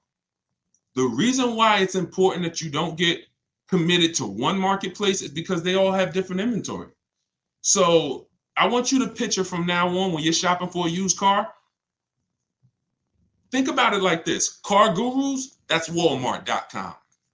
Auto Trader, that's Amazon.com. Cars.com, that's, you know, Alibaba, something. Every marketplace may have similar inventory. They may have some overlap, but they definitely have their own independent inventory. Which is why when we shop, when we shop for a used car, you want to have all the marketplaces open.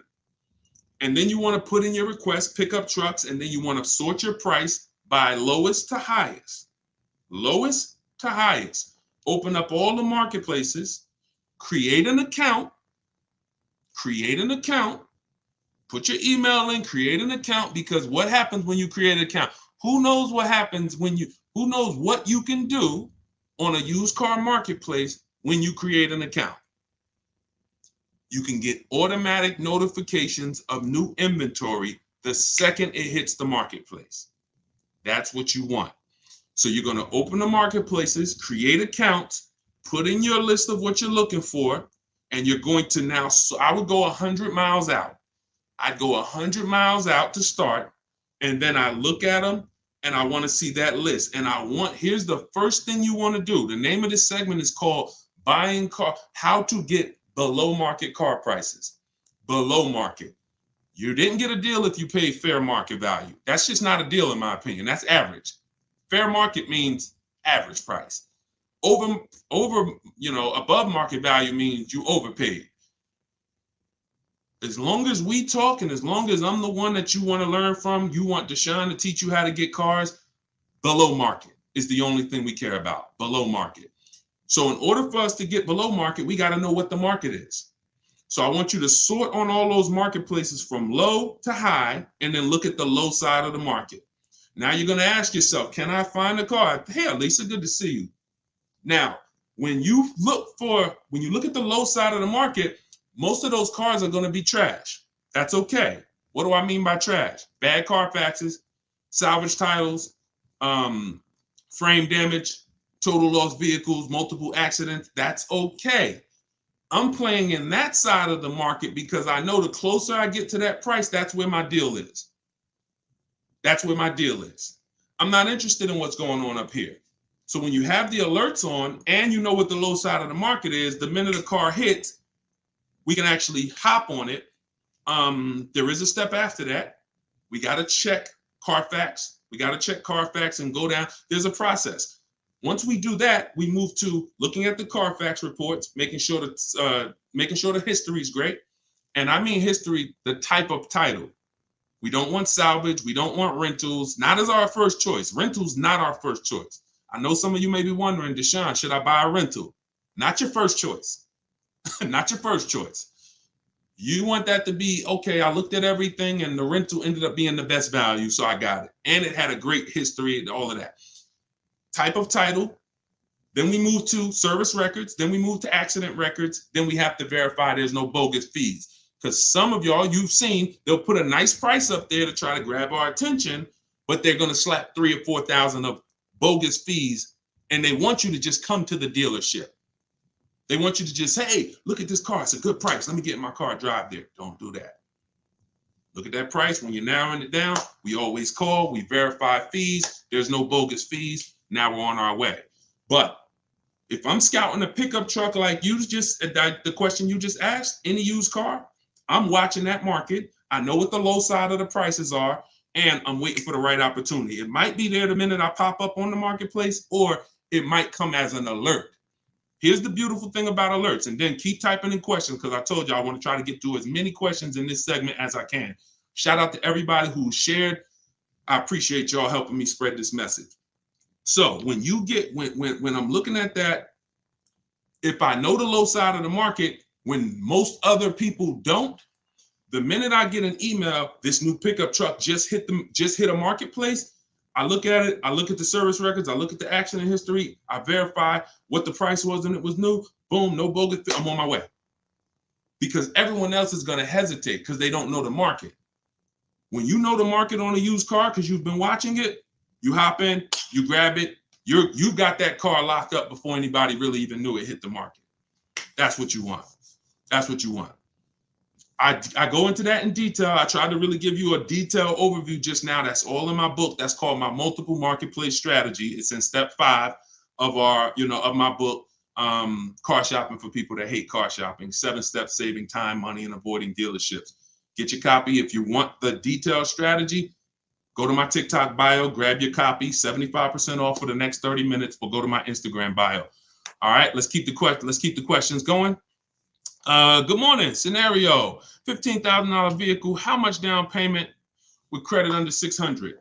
So it sounds like, if credit's under 600, you're not controlling your own financing, which is sometimes tough. It is tough because you got to make sure that they don't manipulate the financing. Anybody on here who has a credit score in that low 600 and under range, this is what you got to be aware of. Okay. What you're trying to do is you're trying to just be penalized with interest. Let me go more into detail. When you don't have good credit, you should be comfortable saying, I'm going to pay more interest.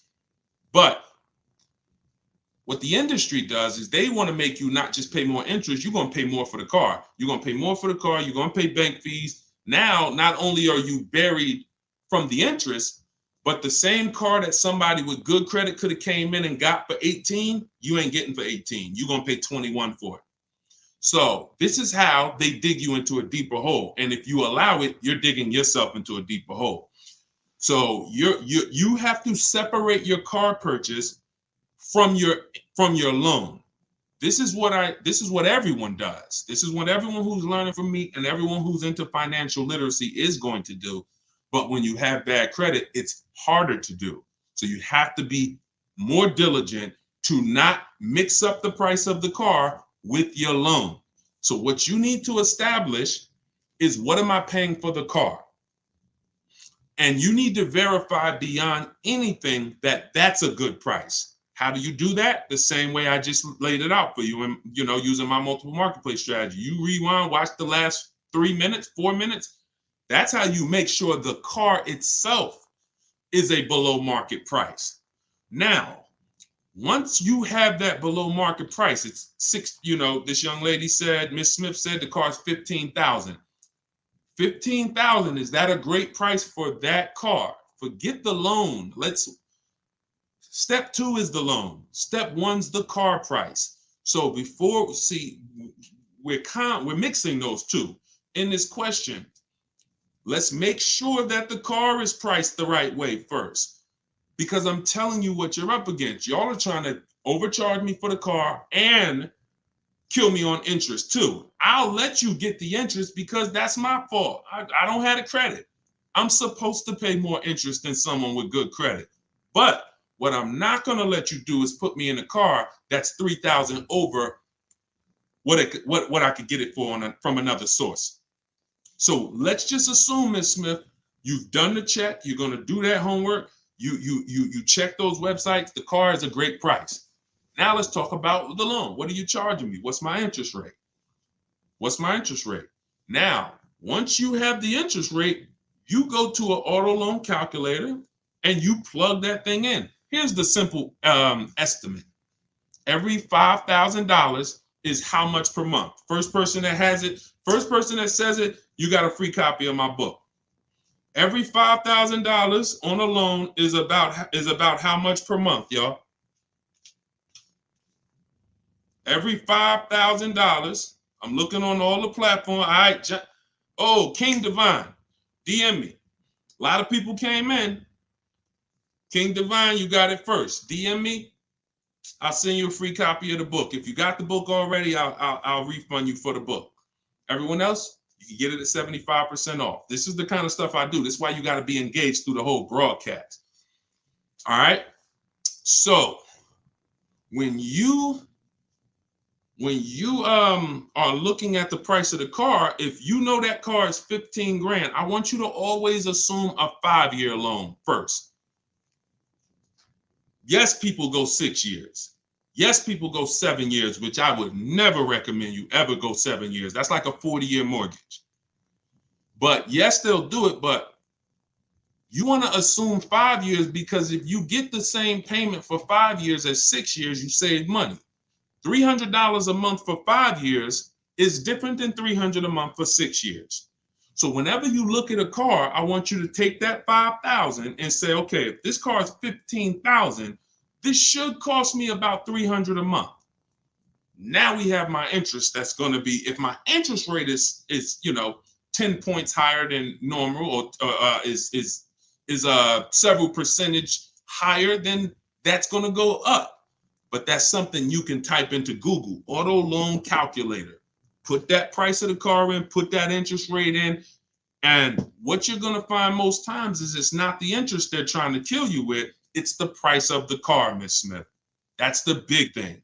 They kill people with bad credit and they overcharge you for the car itself. Somebody with good credit could come in and snatch that car for less. So take care of the price of the car first. The rest will usually work out, and you just verify it. When you look at that daggone buyer's order, it shouldn't be a bunch of stuff on there you don't recognize.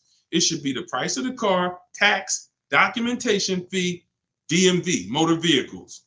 If you see a bunch of other stuff on there, get the heck out of there. And we don't even go there before we verify fees. But being that you found the car, we'll never go to a dealership.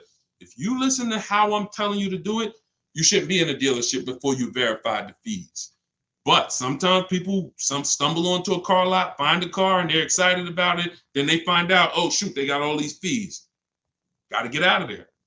Don't pay. Don't try to negotiate with them. You can't negotiate fake fees.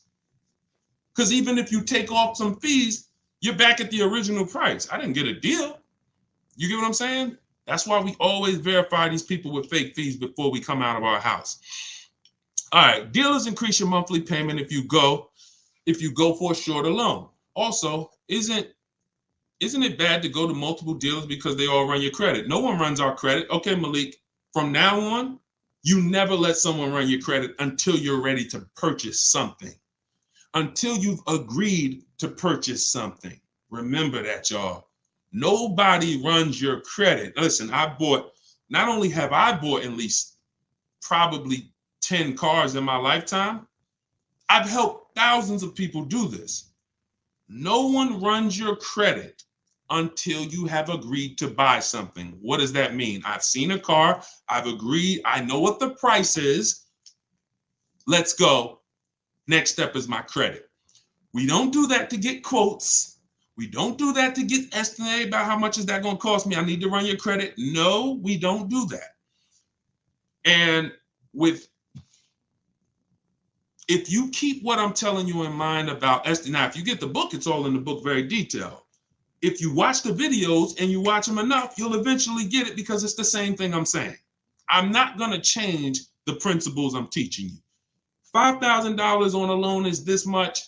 If you know what this is different for leases. Leases, we get lease quotes. That's where you got to get multiple quotes, which doesn't require running your credit. Y'all know what I say. If anybody says we need to run your credit, you tell them assume tier 1. Assume, remember those 3 words. Assume tier 1.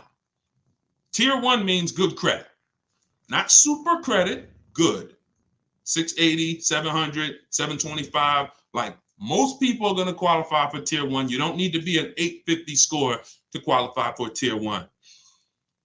The reason why it's important that you, bad credit, good credit, wonderful credit, always see the quote and the offers with tier 1 is because if you don't have good credit, when the quote adjusts for your credit, when the price changes, you need to see how much it changed. If you got a 600 score and we just told you it's going to be $490 a month, tier 1. Then we come back and say we ran your credit and it's $580. It's $100 more. Okay, you can see that difference. When you don't see it with good credit and you just let them run your credit, then give you the quote, they're going to jack that joint up so high, you'll never know what it was with good credit. So you always shop. You always want to know, what would this be with good credit? What would this be tier 1? Never let anybody run your credit to give you an offer because now you're hooked in. You got a hard inquiry. You're hooked in. They took away your ability to shop multiple offers because now you think in order to shop multiple offers, I got to let everybody run my credit. You can't shop the market. They've limited you. Never let anybody run your credit before you agree to purchase something. Very valuable info. Thank you. Thank you so much, Ms. Smith. Appreciate you. Let's go. I told you I'm trying to get through as many questions this segment as possible. Let's keep sending them. I'm going to try to answer them as quick as possible. For those of you who just came in, could you please, if you share good information and you consider this to be good, can you please share this with somebody? You could either tag them. Tell everybody you know, too. Tell everybody you know. This guy, Deshone, follow his channel. He does these live shows. He comes in, he's trying to set people free and make sure that you save all the money you can, and you should be saving when you purchase or lease cars. Yep, I know what you mean, man. Malik said, wow, I thought they had to run your credit first. I understand, man. Many people have been convinced that they cannot get a quote or an offer from dealerships without having their credit run. It is not necessary. Thanks, King Divine. Appreciate you. Oh, I gave him a free book. He done won a free book. Now he's going to give me some of the blessings back with all of these gifts he's sending. Appreciate you. All right. Let's go. Come on, send them in. I had 2 payments left on my lease, and the sales guy told me that the dealership would pay those last 2 payments for me if I got into a new lease with them. Can dealerships really eat those losses? Great question. Most times the answer is no. Here's what they're doing. Who's had a dealership call and say, we'll get you out of your car, we'll take care of the remaining payments, come on in? Who's had a dealership either call or send them an email saying, come on in, we'll take care of your remaining payments, don't worry about hey, I got 3 payments left, don't worry, we can take care of that, we'll eat those payments. What they're doing, I see a lot of people who've had it. That's a very common call, very common email. What they're doing is if you see, there's something called a payment waiver. Payment waiver I've never seen for a competitor brand. So if you have a Honda, I've never seen Ford say, come in with your Honda payments and we'll waive them. I have occasionally seen a loyalty waiver where if you lease the same brand, they will say we're waiving 2 or 3 or 1, 6, whatever it may be, payments. But more often than not, what's happening is, and if you want to write them back and you want to just in those phone calls and you want to find out stuff quick. See, I want to give y'all stuff where you could get to things quick. You could get to results very fast without wasting any time. Just ask them, do you have a payment waiver? Do you have a payment waiver? Now, that's going to put them back because they're going to say, if they know what that means. But those who don't have a payment waiver, which means they're taking those 2 or 3 or 1 or 5 payments you have left and they're building them into your next deal, which is not a good deal, because if you didn't have those payments remaining, you could have gotten a better overall deal. But because they want you to be anxious and pay another, they'll say, okay, well, you'll pay another 30, 40 bucks a month to get out early, but overall it's still a good deal because you got a new car. But what they're doing is rolling those payments over. If they have a payment waiver, if I ever called a customer and I said, hey, Mr. Jones, I can get you out of your lease early because we just got this special program. If they said, hey, is there a payment waiver? I would say, yes, there is. Mercedes will waive 3 of your remaining payments if you release another Mercedes. Not with us, because here's the thing, remember this, dealerships don't have special programs. Those programs are regional. So it's always competition. It's always, I'm going to make people compete. Don't believe anything. Oh, we have a military program. No, every dealer in that region has a military program that has the same thing. That's why we can shop competitors very confidently, because we know y'all all have the same thing to work with. Y'all all have access to similar cars, same cars, and you'll all have the same program. You don't have anything special that this Jeep dealer doesn't have, so I'm going to make y'all compete. So if somebody has a payment waiver, that's different. That means you're not putting your remaining payments into your new car lease. Those payments are disappearing. But most times, they're not. They're putting them in your new lease, which means it's better off for you waiting until you have 1 payment left to start shopping. And here's what you do, y'all. You wait till you got 1 payment left, start shopping the market, because you could extend your lease for free. You pay tax on the additional payment, but you could extend your lease to buy another month or 2 if you want. You call, tell your leasing company you haven't found a car yet. You like to extend the lease, and they'll extend you for a month. Some will extend you for 3. Some will extend you for up to 6. So if you got a really great payment and you're like, man, I know there's no chance that I got a 1% lease or less. And some of you have been following me, you know what a 1% lease is. Payment is under 1% of the MSRP, no money down. Then you don't want to get out of that early. You might want to extend that for 3 more months or 6 more months while you shop the market. But that's what you got to be aware of when these people are calling you, Sonia, and telling you come get out of your lease early. They want to roll those payments over and put you in a new deal. All right. Why can't dealers get you the best deal for your situation? That's not their job, Skinner. Their job is to make the most money possible and make you happy in the process. That's a conflict of interest. It's not to save you the most money and make you happy. So what you're doing is, if you treat, I talked about this in one of our last broadcasts. I said we got to move from, we don't want our car dealer to be our friend. And that doesn't mean we are not friendly, but we're going to make you compete for our business. Some of you have been dealing with brokers. I used to be a broker for 4 years. You're going to find out, I've told you, brokers' money comes out of your deal.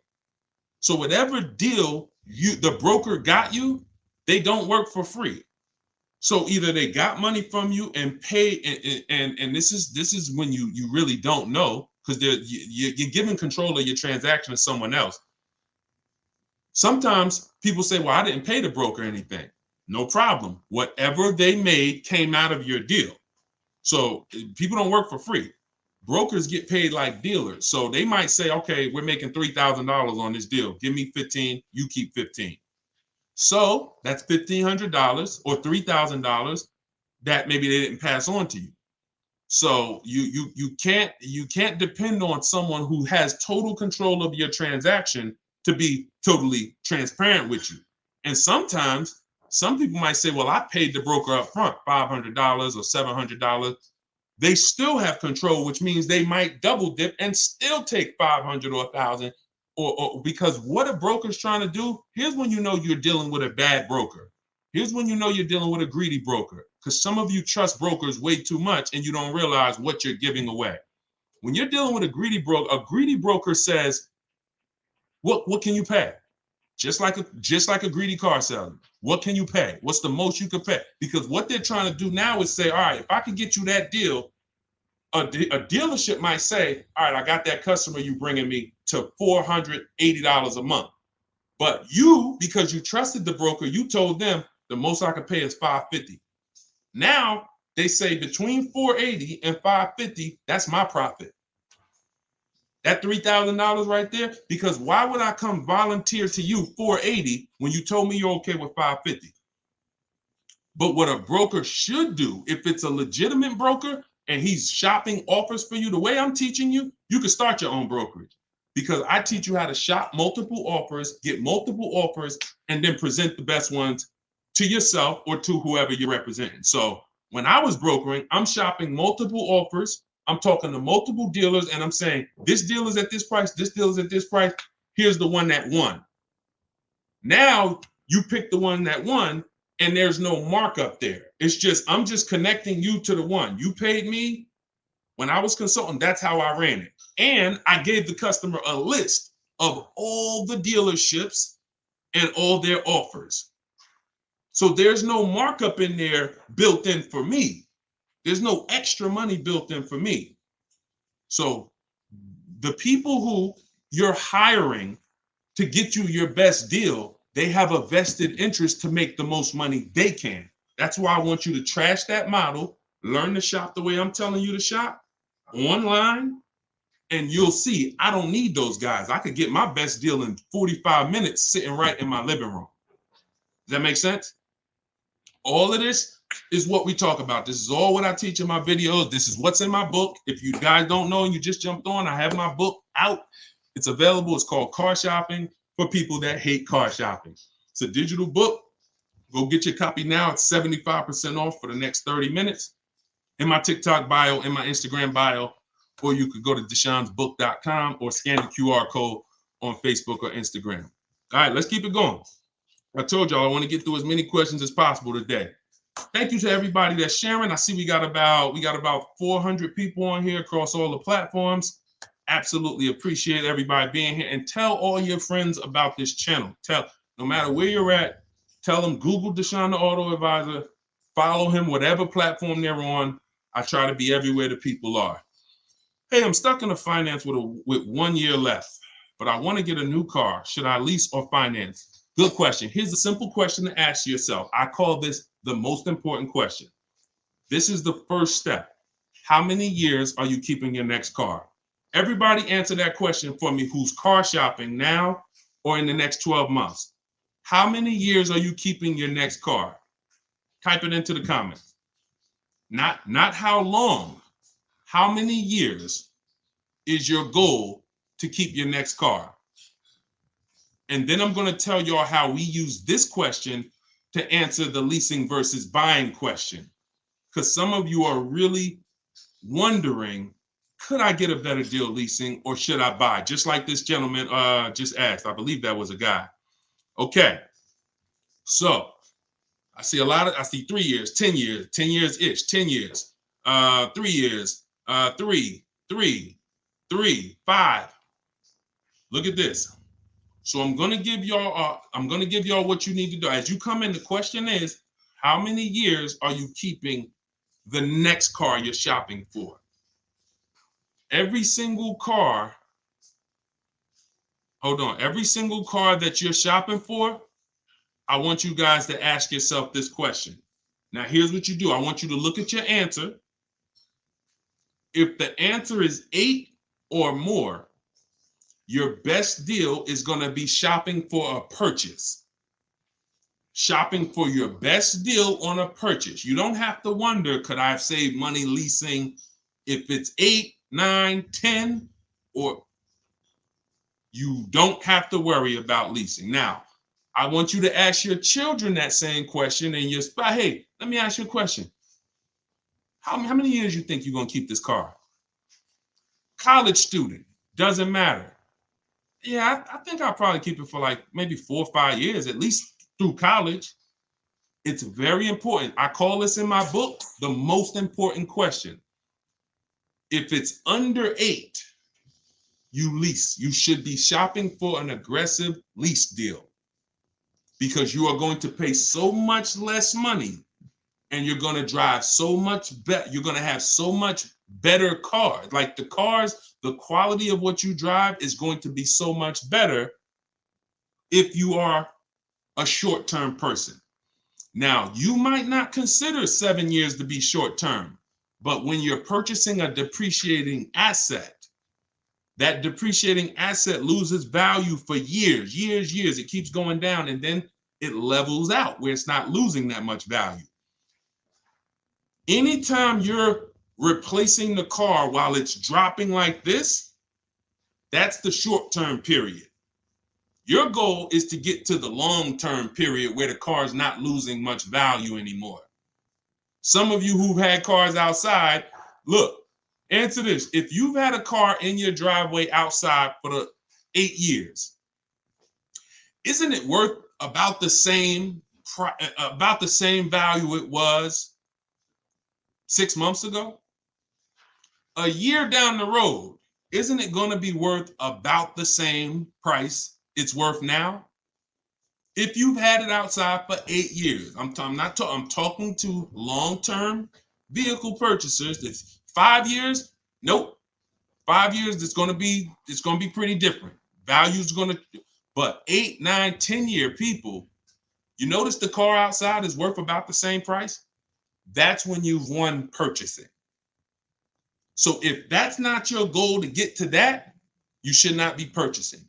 You should be shopping your most aggressive lease offers to find a deal that's going to land you under 1.5%. Some of you know I talk about the 1% rule, the 1.5% rule to know when you're overpaying for a lease. And that's going to save you the most money. Hands down. Hands down. All right. Would keep them longer, but in the Northeast, salt kills cars. That's a fact. You got to take that into consideration. You got to take in your area. And you know, it's something you need to consider. Always great advice. Thank you. Appreciate you. You know, that's what we're here for. That's the mission. I appreciate it. All right, come on. Keep sending in the questions until I can't drive it anymore. There you go. That's the name of the game. But don't let that be 6, 7 years. And look, when you are long-term, when you're buying a car, every one of you who said 8 years, 9 years, 10 years, you need to make sure, aside from getting the best offer and make sure you get the best price on the car, you do that through competitive bids, multiple options, multiple offers. If you're using what I teach, seeing the whole market for the used car market, seeing getting at least 5 offers on a new car. Once you do this, you need to make sure the car is going to last that long, because sometimes we skip the quality choice. We skip the due diligence we need to do. And I'm gonna teach y'all real quick how you do this in 5 minutes. You need to make sure the car is going to last, because some people will say, Deshone, you know what, man? I wanted to keep the car 10 years, but the car started acting up, transmission went out. But if you Google that year of car, you would see that the reports on Google, the independent sources, these websites, vehiclemotor.com, all of these different independent sources told you that about 80,000 miles, the transmission starts slipping. They told you that around this time, the vehicle has electrical problems. They told you, they're telling the public. So what we do is we Google, this is in step 4 in my process. I call shopping, not buying. Shopping is I'm deciding what I want. Part of deciding what I want is ruling out any cars that have problems. I could love a Maserati all day and I want to buy that. And I Google that year Maserati and I see this particular car here is going to be in the shop 3 times a year. Next. Many people are going to drive that car off the lot happy, but they're in for hell. So that little 5-minute step of quality control, checking the reliability, checking the longevity, you should be Googling the year of the car you want to buy, the name of the car, longevity. You put those 3 words in Google, look at what that first page says. That'll tell you if this car can confidently go 200 to 300,000 miles. That's what you need. All right. Let's go. For everybody that just jumped on, welcome. I do this car. This is called Insider Secrets to Below Market Car Deals, because that's all we care about. We're not paying market value. We certainly ain't talking about over market value. All we care about is below market car deals. So welcome. If you want to get everything that I teach in one place, I just released my book. It's a digital book. It's called Car Shopping for People That Hate Car Shopping. You can get your copy at 75% off. In the book, it's normally $97. It's a digital book with a lot of value, so I didn't want to price it at a normal book price. It's just worth a lot more than that. But you can get it for 75% off. Go to my TikTok bio. You won't pay the $97. Go to my Instagram bio. Get your copy for the next 30 minutes. Or go to deshonsbook.com, scan the QR code. Thank you. Tova said, I just bought the book. Enjoy it. Thank you. Use it. Please DM me or email me when you get your first deal and let me know. I want to see deals in my inbox, y'all. I don't want any of you guys DMing me saying, hey, I just got this car. Check it out. What do you think? No, I want you DMing me saying, look, I just got this car. I use your stuff. I got multiple offers. Look how much I saved. That's how I want to congratulate you. All right. Design. What if you put 60K miles a year on the car? Good question. So I assume you're doing this for business. Any super high mileage drivers on here, you're doing 40,000 miles a year and up. Let's say over 30. Let's say over 30. I would call that super high mileage. Anybody doing that kind of mileage, I'm not talking about 25, 20. That's a different strategy.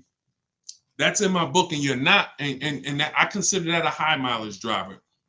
I'm talking to you guys you basically are.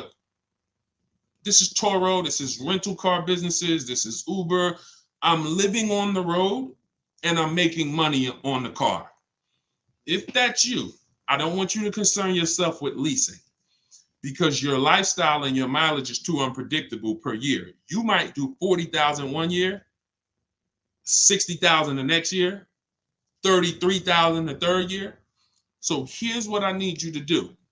I need you to ask yourself the minute you get your car, if y'all don't realize what I'm good at, what I think I'm good at, is looking down the road and making sure that the plan that we're going to roll out not just works for us today, but we look down the road and say, man, that plan that car I got 3 years ago, I structured that thing right. Because cars, we know, who knows, cars will come back to bite you, not when you buy them, later.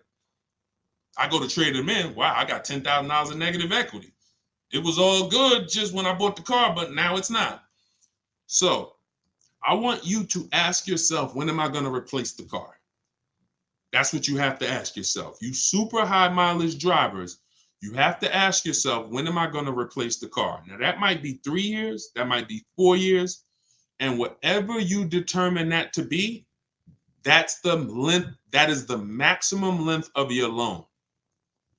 You do not take a loan longer than that because at the point of replacement, your car is almost worthless because you're going to burn the heck out of it. It's going to have 250, 300,000 miles on it. It's going to be almost worthless.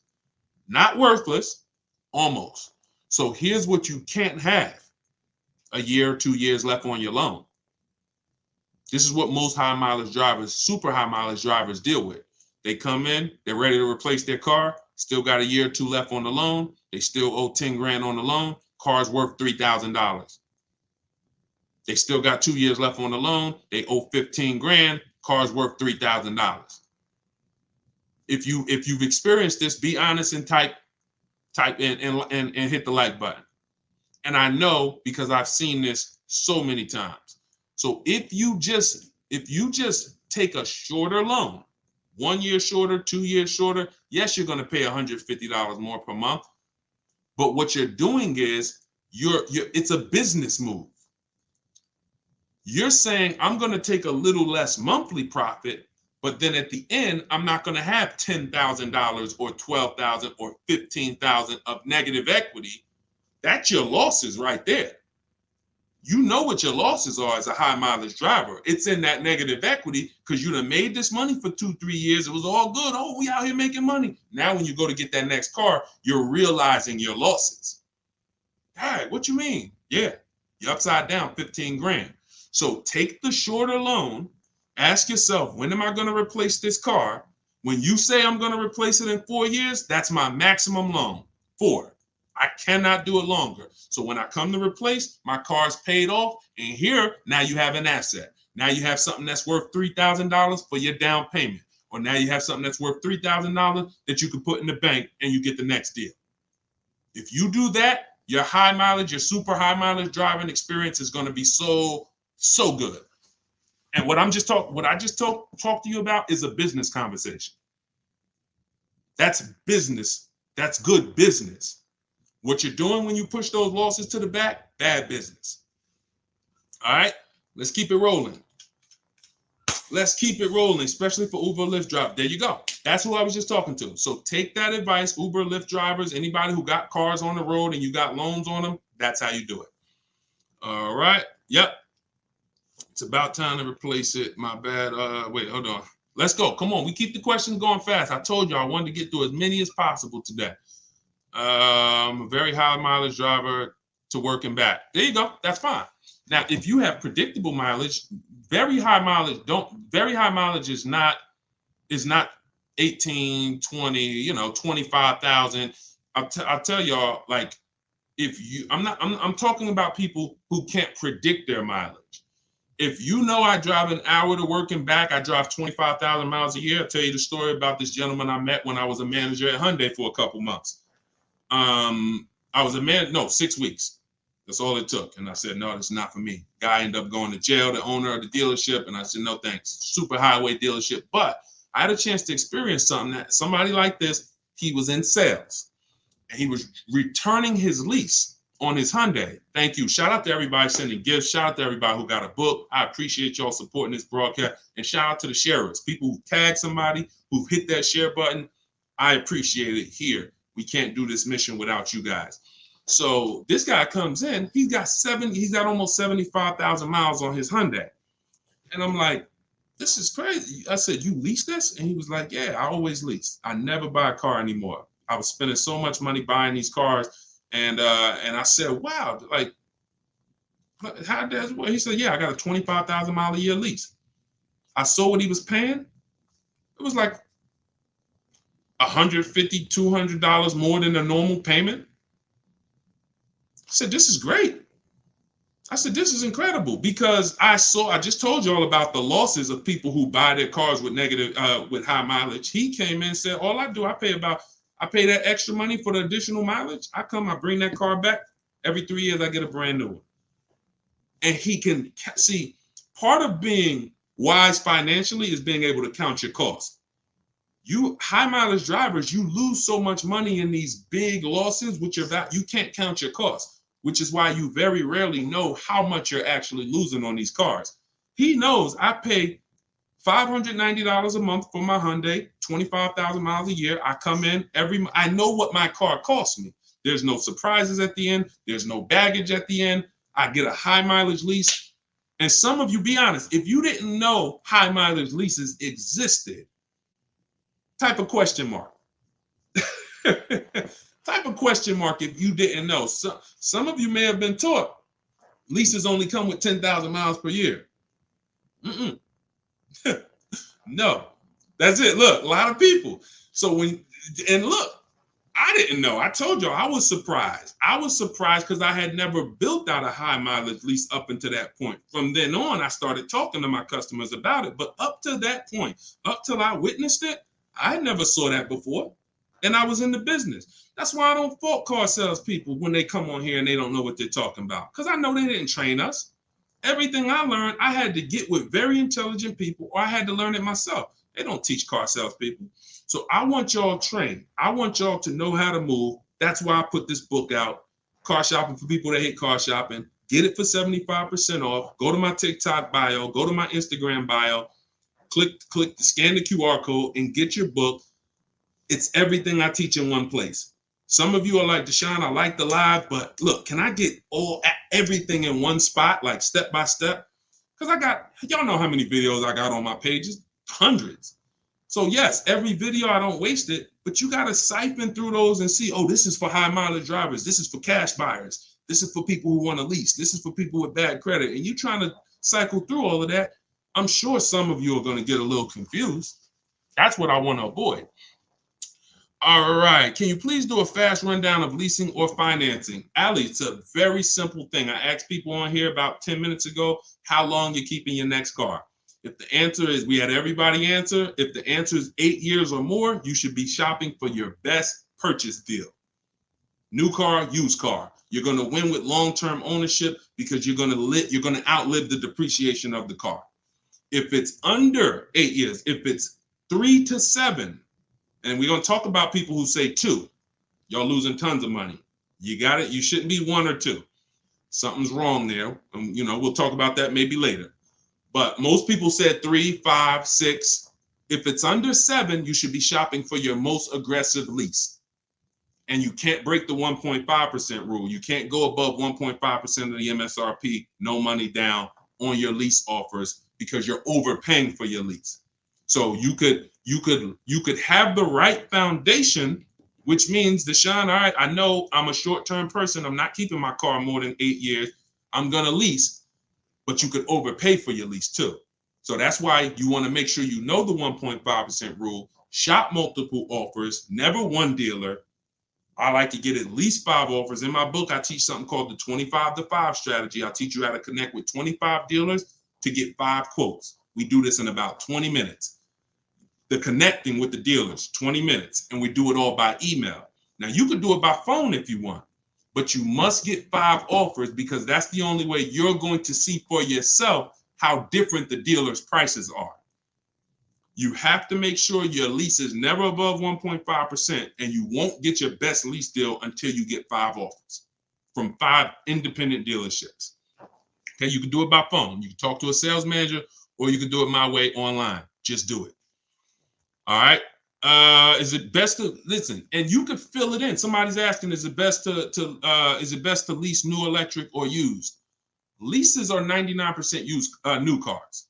Very rarely. Sometimes you see sometimes Lexus try to do a used car lease. BMW try to do a used car lease. The reason why I don't like it is because, one, it's hard to shop those because every deal it has to be the right car. That's what I don't like about shopping these used car leases. It's very one-off thing. We'd have a car and we'd be like, hey, this one qualifies for a lease program, but you can't shop the offer to even know, is it a good deal or not? 99.9% of leases, brand new cars, or a demo, which means somebody used it in a dealership, drove it a couple thousand miles, but it can still be leased. All right. Do the steps in the book still apply if you have to lease a vehicle out of state? I'm not going to say most. Because we're connecting with 25 dealers, Kicks, we're usually getting deals out of state. I mean, we're certainly talking to dealers out of state and getting offers from them. And sometimes it's going to surprise you. Sometimes your closest dealer is the most expensive or is in that list of being the most expensive, or they want to make it hard. Sometimes a dealer 45 minutes away will be the one to blow everybody's deal away that's close to you. So certainly. High mileage commuters, lease or buy. We already had that conversation. Let me add something to that. I have 3 strategies that I teach on high mileage driving. 1 is for the long-term person, 2 for the short term. Now, from being on here the last couple minutes, and some of you, you've been learning from me long enough to know short term is under 7 years, under 8, really. If you're short term and a high mileage driver, there's 2 strategies for you. If you're long term, just get a good car that's going to last. Get your best deal, keep the car, 8, 9, 10 years. You'll outlive the depreciation, and then you'll be fine. There's nothing wrong with You're just not gonna. You're gonna be the person who drives the same car. It's like that guy who. If I bought a car and I put 30,000 miles on it every year, but I kept it 10 years, that's 300,000 miles. Sure, I might put a new transmission in there. I might put a used engine in there. But overall, oh man, the money I'm paying for this car is great. I bought it 10 years ago. I done put a ton of miles on it. I got my money out of it. No, it's not worth anything to anybody else. Like, I used it all up. So long-term people, you could be a high mileage driver. Forget about leasing. Short-term people, under 8 years, you're the one who you want to have leasing as part of your strategy. You either want to do a high mileage lease to avoid this negative equity and these high prices y'all are paying, or you want to do a strategy I call 2 cars, 1 payment, where you buy your first car, or if you have a car already, you keep that, you pay it off, and then you go lease your nice car. Because some of you are like, Deshone, I'm a short-term person. I want to switch things up. I don't want to just be putting, 200, 300,000 miles on a car. So now what you're doing is you're keeping your mileage car. It's paid off. And you're leasing your nice car. So you got your nice car and then you split it. So if I was doing 30,000 miles a year, but I wanted to have a nice car, I'm a short-term person, I'm going to have my mileage car, and then I'm going to lease another car for like 12,000, maybe 15,000 a year. And then I'll split the mileage between the nice car and the mileage car. And I still have 1 car payment. So it's super manageable. Super manageable. Those are the 2 high mileage short-term strategies, both in the book. But you can apply this yourself. This is just, again, get it wherever you need it. If you can take the lives and take it and use it, use it. Go get your cars. For those of you who want to have the manual, get the book. It's okay. Either way, I'm not holding back anything. I'm going to give you the information. I'm going to give it to you on my social media videos, 60 seconds. So that's all I really got. I give it to you on this live, detailed as possible. Some of you like, man, I can't remember all this. Watch the replay of the live or go get the book.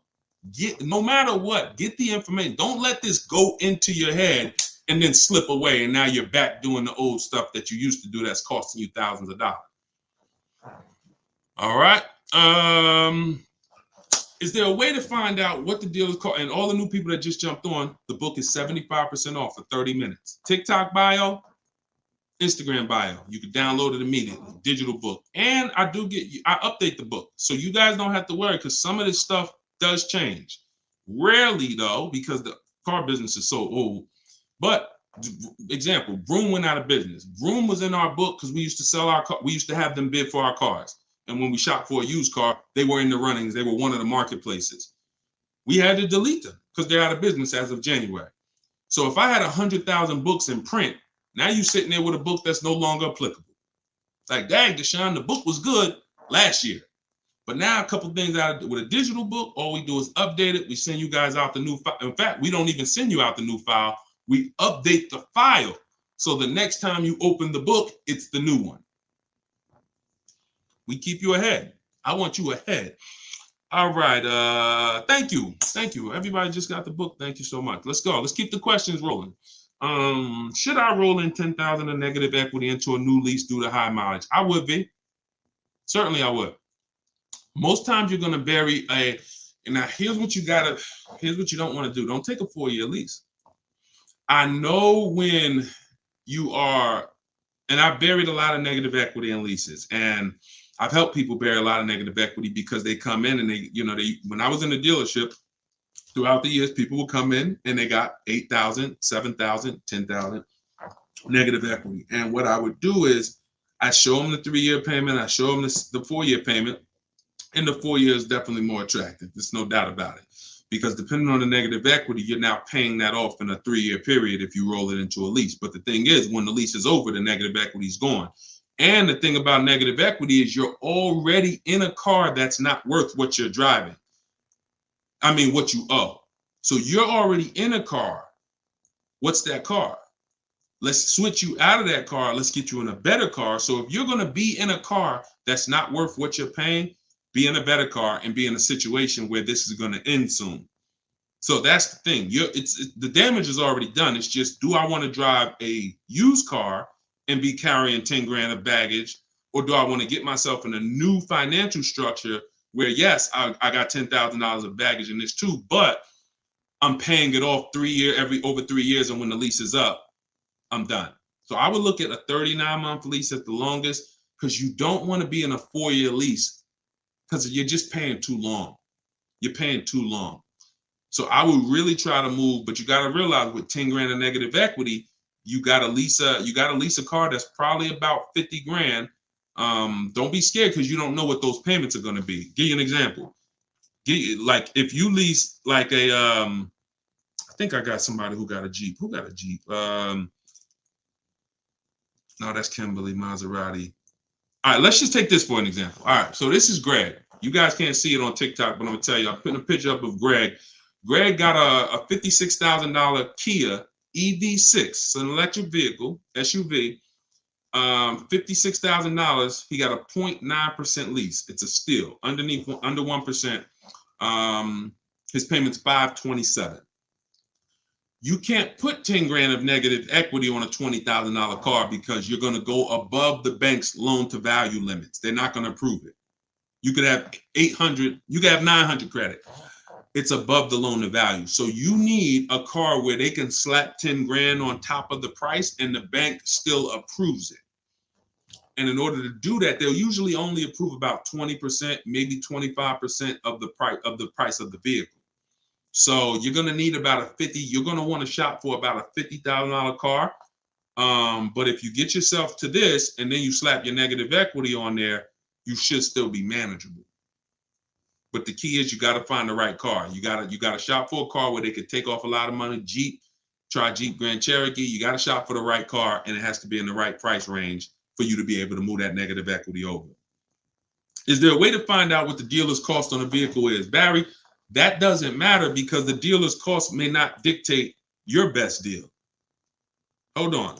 Dealer's cost, all right, you got rebates, you got unadvertised things. Dealer's cost doesn't mean that that's the best offer.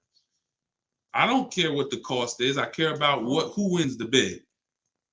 See, if you go back and forth with one person, then yeah, they'll say, hey, this is my cost. I'm charging you, X amount over it or whatever. No, we get bids. This stuff doesn't matter because knowing the dealer's cost is not going to help you when a dealer wins a bid, the way when you guys start actually making dealers bid for your business and talking, you're going to see that the only thing that matters is who wins the bid. There's no other way for me to put it. Because the same person who, if I knew your cost, that don't mean you would win the bid. That don't mean you would be willing to sell the car to me at the lowest price compared to your competition. One-to-one negotiations is not the way. That's all stuff we used to have to try to worry about when we were doing one-on-one negotiations. What's the cost? What's the invoice price? Give me the money factor, give me the rate, give me the residual. Let me work it out on my finance calculator. We're converting the money factor to an interest rate, multiplying it by 2,400. All right, all of this stuff, I'm still sitting over here armed. I got rebates you don't know about. I got stuff over here you don't know about. So you could do your little math. It's not going to help you guarantee your best deal. What guarantees your best deal is you let me get a bid for your business, and then you have 4 of my competitors bid for your business. And that's easy. That's easy. Y'all are going to save so much more money because I would put myself against anyone in the world. If I had to go car shop and they said, all right, we're going to pick 5 people to car shop and, in the world, these are the best car shoppers in the world. Anybody I trained would be just like me, carbon copies, because you're going to do it the same way I do it. Anybody who's trying to do this one-on-one negotiation, I'll get that price from home. So whatever price you would have gotten, thanks, Peyton, whatever price you would have gotten by being in that dealership for 2 hours, 5 hours, coming back 3 days in a row. All right, come on, give me another. I'm going to get that price sitting right here. I'm going to get that price right here, but I'm going to get 4 other prices while I'm right here. Bidding. You'll never feel in control until you start using this stuff. Your next car deal, use this stuff. You'll be like, man, I never had more control over my deal. I'm looking to lease a Tesla, but I'm scared because they're hard to shop. Tesla doesn't adjust pricing, so there's no bidding on the price. What you need to do is make sure whatever they're selling the car for, the lease is under 1.5%. You don't bid for the price because the price is set. The reason we bid for every other car is the price is not set. It's not like every car. If I went to if there's 900 Honda dealers, 900 Honda dealers will sell a Honda Accord at a different price. Tesla's not like that. Every Tesla gallery, when you order it, it's the same price. I don't care if they say Costco price, doesn't matter. Some dealers are not going to give you the Costco price. Some people say, oh, when Amazon starts up, doesn't matter. Doesn't mean Amazon. No company can be the lowest price all the time, or they're going out of business. If every single time, if you and I both sell the same exact product, our costs are exactly the same, I can't be the lowest price every time. I'm going to be out of business. So yes, I'm going to be outselling you, but I'm going to be out of business because I ain't making no money. So sometimes I'm going to win. Sometimes you're going to win. Sometimes this over here, this competitor is going to win, because we all are at different times looking to make a deal. So that's why bidding is important. But when in the case of Tesla, brand new Teslas, not used ones, the price is set. There's no need to bid. But there is a need to make sure their lease program isn't bad, which means if my lease is over 1.5%, no money down, 12,000 miles per year, just giving you my first month's payment, that's how I want to see the offer. I might put money down later, but I need to see the offer. If that's more than 1.5%, it's a bad lease program. Next, I'll lease another. It won't be a Tesla, not this year. Maybe 3 years. Maybe in 3 years we'll come. Y'all adjust your stuff. But I'm not paying an overpriced lease. One of the biggest benefits of leasing is the value, what you get to drive for the money you're paying. And the lower that percentage is, the more value there is. Once it's over 1.5%, no value in leasing it. All right, let's go. All right. This is great. Do you have a link in your book here? I don't see it. Yes, it's on deshonsbook.com, or you can scan the QR code, or if you're on Instagram, go to my Instagram bio. You won't leave the broadcast. So if you click the picture of me, double click it, you'll see a website link. Same thing with TikTok, because the book is 75% off for 30 minutes. So once that timer runs, it goes back up to $97 once the timer runs out. All right. So get your book for 75% off. And enjoy it. How do I purchase your book? Just click the picture of me on TikTok. Go right to my TikTok bio. You'll see a website link. When you click that link, you'll see get my new book for 75% off. Okay, credit bad, but want to get into a car. I would go to Lease. If my credit was bad, if I'm 550, if I'm 580, and I need to get in a car, I'm going super inexpensive. Unless I'm a long-term person. Now watch this. This is why you're always going to see the most important question is always the short and long-term question. That's why in my book is 7 steps. The first step is the most important question. How many years are we keeping this car?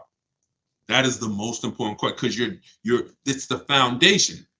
Once you know your foundation, now we could go and get the strategy. Now we can go and get it. But the foundation is a purchase or a lease. If you choose wrong there, the rest of the deal is crap. Doesn't matter the price of the car. If you choose wrong on the foundation, you're lost. Because the foundation of a purchase leads you to a long-term benefit where the depreciation cools off 8 years later, you're winning. 9 years, 10 years, you won. If the foundation of a lease is I'm a short-term person, so I'm only going to put a small amount of money into these cars, and I'm going to drive brand new cars that are reliable. I'm not dealing with the long-term hassle, and I don't have all this money coming out of my pocket. You can't mix those two. That's why we don't lease and then buy them. That's why we don't take out loans and then trade them. We're going to stop doing that. You're a short-term person. You should be leasing. So if I have bad credit, but I'm a long-term person. Let's say, Deshone, I got bad credit, but I want to keep this car 10 years. No problem. You buy the vehicle you want. Make sure you shop aggressively for it, like I'm teaching you this whole broadcast. It's in my book too. And you could always refinance the loan. See, if you don't overpay for the car, if you get a good car, but you got a high interest rate, no problem, because an interest rate can be fixed. A year down the road, 2 years down the road, yeah, you might be paying 20%, but you improved your credit. Now you can refinance. Now, if you got a bad car, sometimes people with bad credit, you go out and get a bad car. You don't want to have a bad loan and a bad car. That's trouble. Bad loan, bad car equals financial nightmare. Good car, high interest rate, bad loan, no problem, because I can fix this.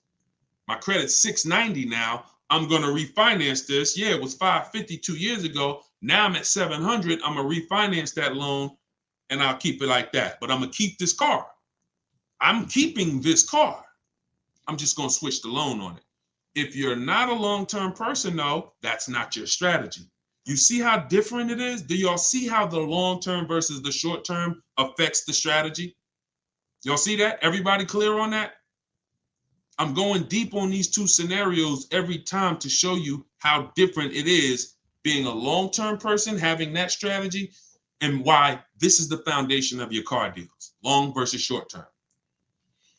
All right, here's the answer, because the state will own the vehicle in truth, not the consumer. I don't know what you're talking about with that. Maybe I missed what y'all were talking about. Let's go. All right, read my question I've asked and you never answered. All right, listen, watch it, man. Watch it. Watch it. I don't like that type of stuff, bro. I don't like that type of stuff, bro. You see how many people on here? Don't come on here talking with any type of entitled energy, please. All right.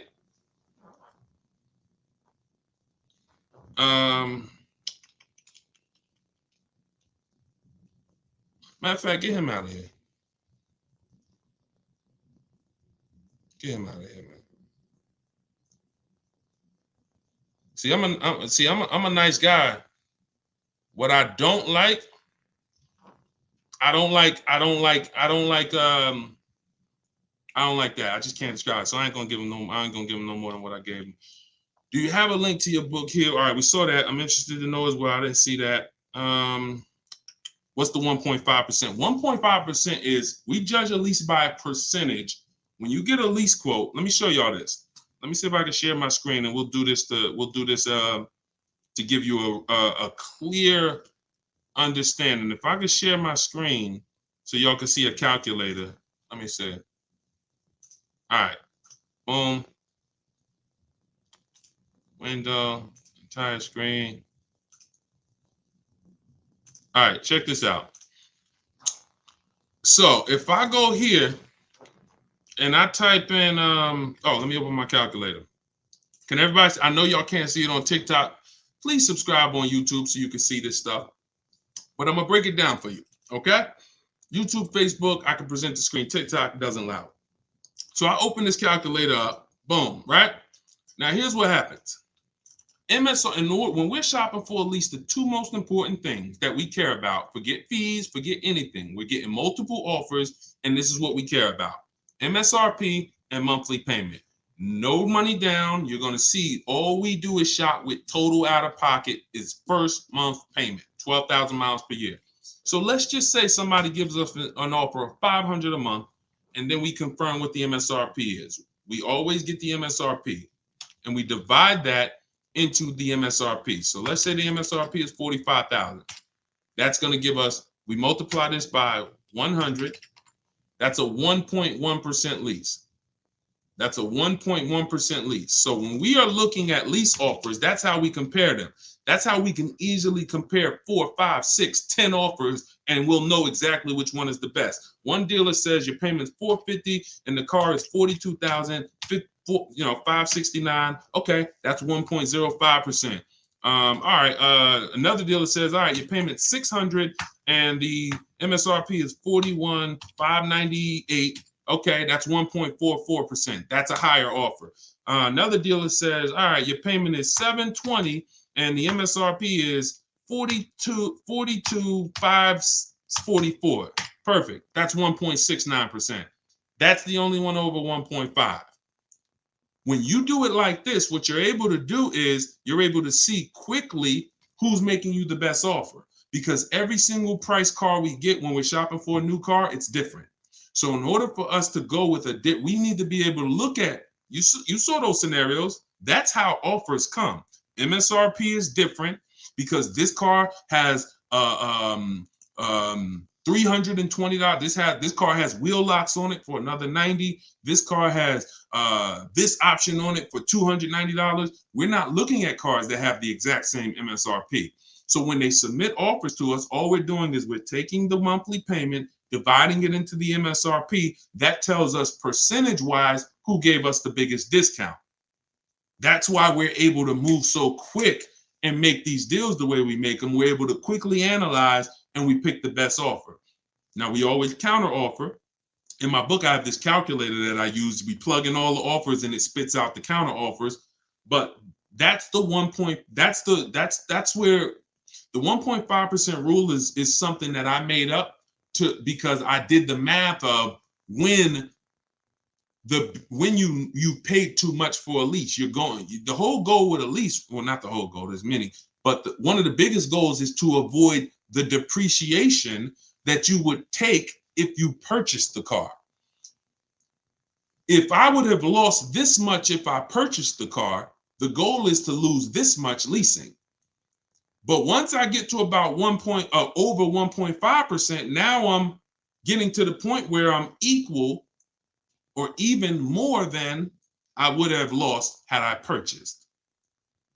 That's why there has to be a threshold. And I said to myself, there's many people under the 1% rule.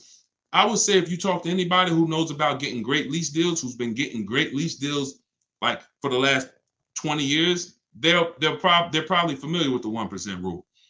I don't even know if it was called the 1% rule, but it was, 1%. If your payment was 1% of the MSRP or less, it was a steal.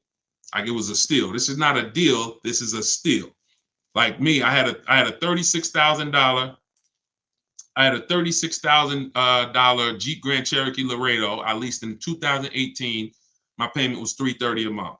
Literally gave them $330 and I got out of there. 39-month lease. So that was under 1%. The Infinities I had, every lease I've had up until this point was under 1%. Steals, no question.